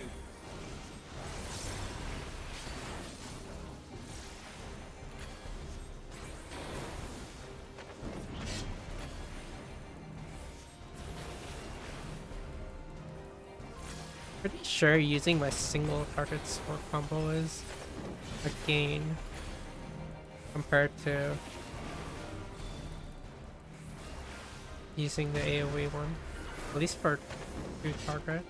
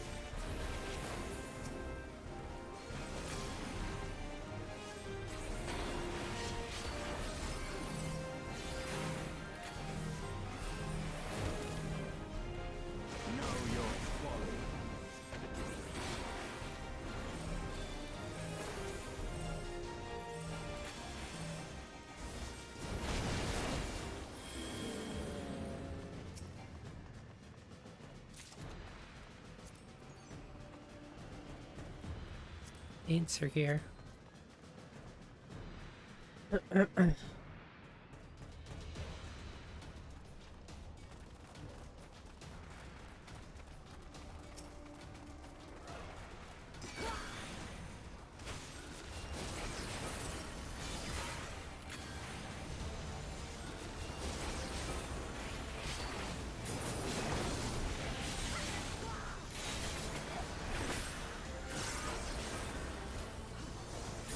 Away with you!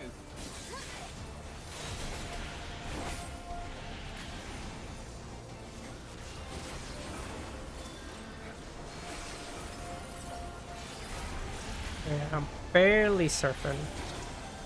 It's 130 each when it's enhanced. Meaning the first one is a minus, of course. But it also costs 60 to use 3 times. Like 50. Retarget, I'm fairly certain it's just got a complete game.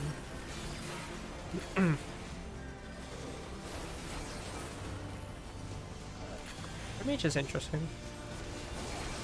They have very rare things that's a gate onto. Know your folly.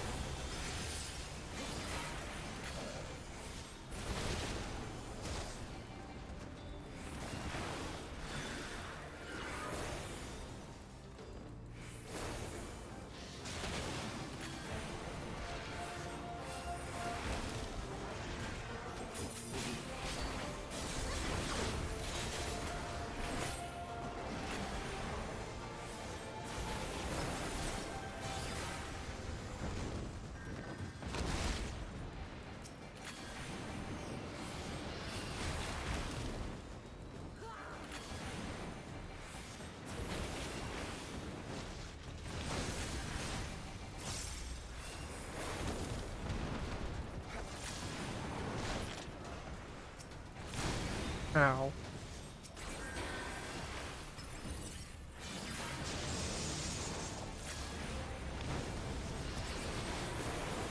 Shiva, aid me!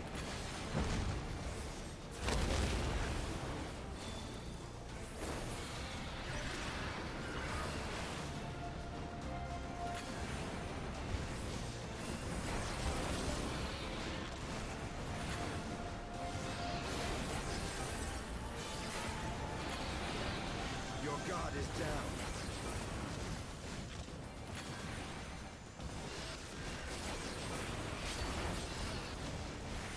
Just gonna stay or cap on mana. No reason to use it here.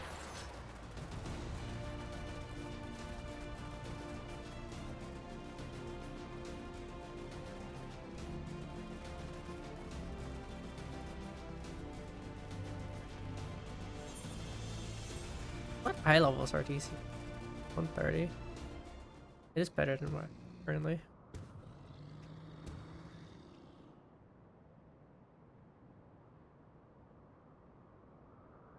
Tiomon, consort of Nidhogg, we beseech you, grant us safe passage to the mountain's summit. Quick. As I thought, blind to reason like all the rest. If you would see our mission to its conclusion, you know what must be done.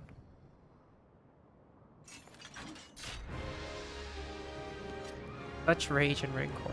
There's truly no other way.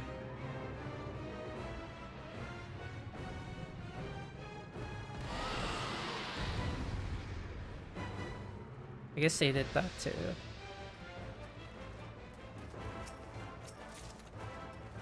Have it equal. So people aren't waiting forever for cutscene.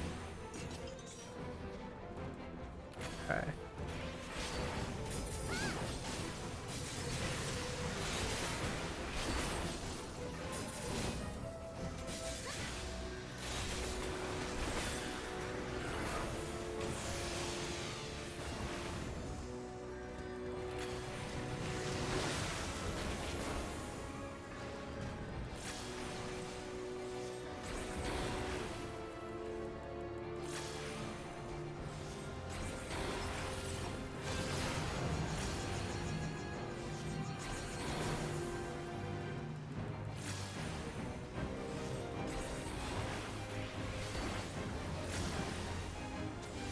Away with you!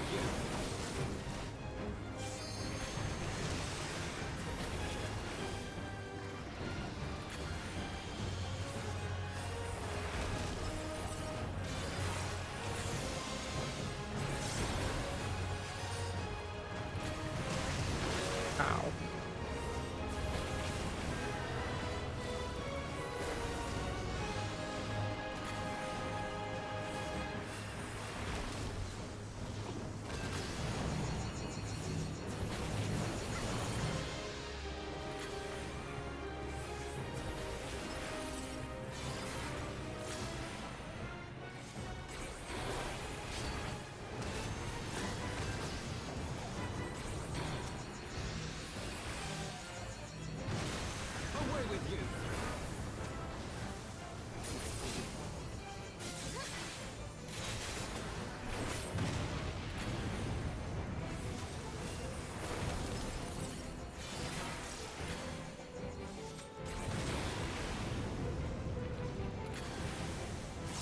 Taste my love. Away with you!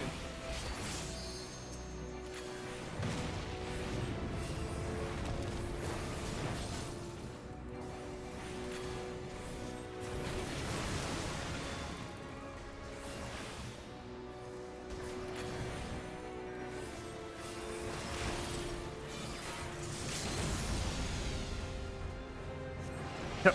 Well, I can't dodge this one.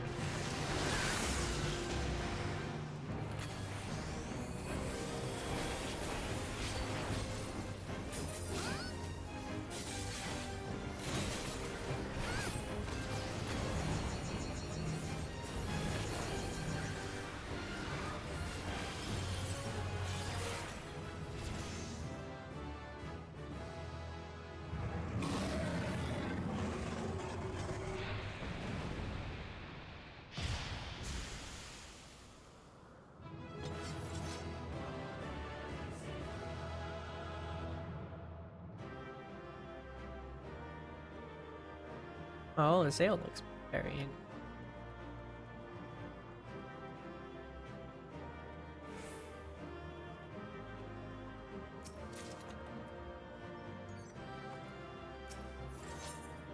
None of them or something we can use. Moving on.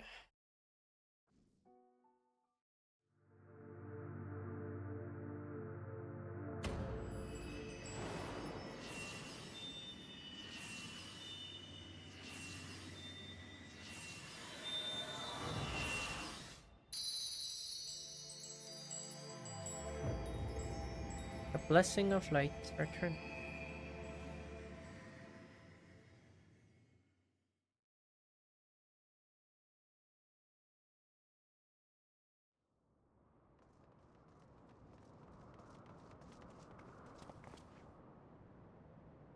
Hikaru.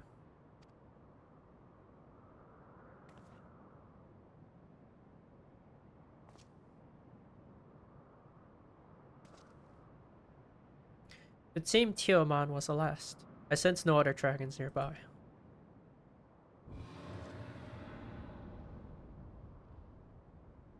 What is happening?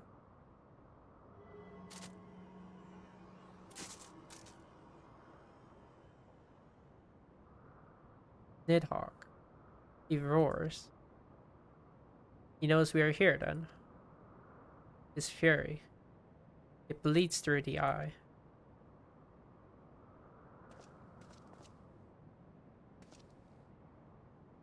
Fear not, I am yet my own master. But the damned worm's wrath burns hotter than flame. Come, the heart of the dragon's homeland yet lies before us.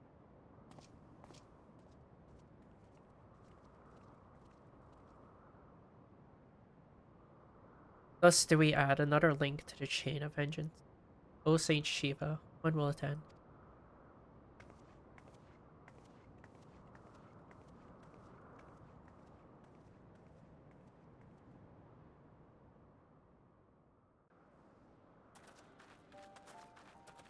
To the peak of Som Al, at the end of a perilous mountain path, whence could be seen a string of pearl-like islands floating impossibly atop a sea of clouds.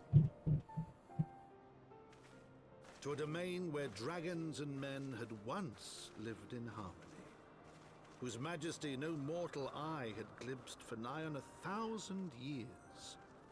They came.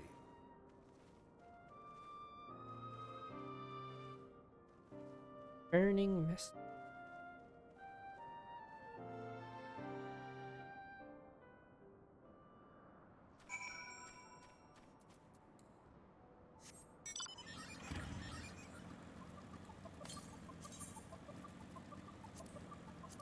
We're in a new area.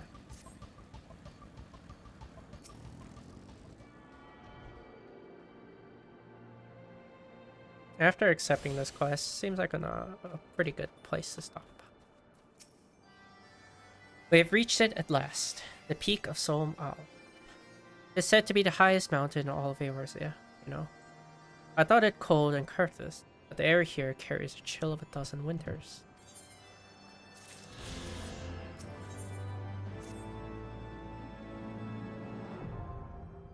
Now that we have scaled the mountain, there remains a problem of finding Hraesvelgr himself.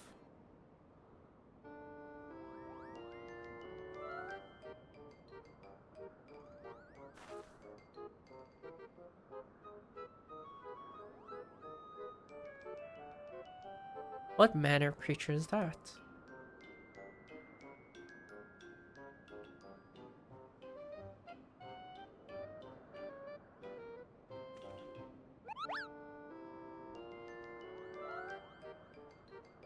A Moogle? Ikar, did my eyes deceive me, or was that a Moogle?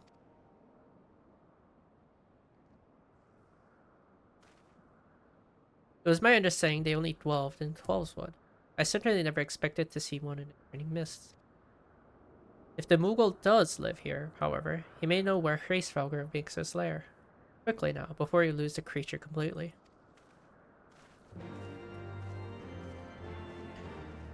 Yeah, there's Moogles up here. I mean, they're furry, they can survive the cold. Oh yeah. That'll be it for now. We've hit about a third, maybe? Third of the way through. Still very early on.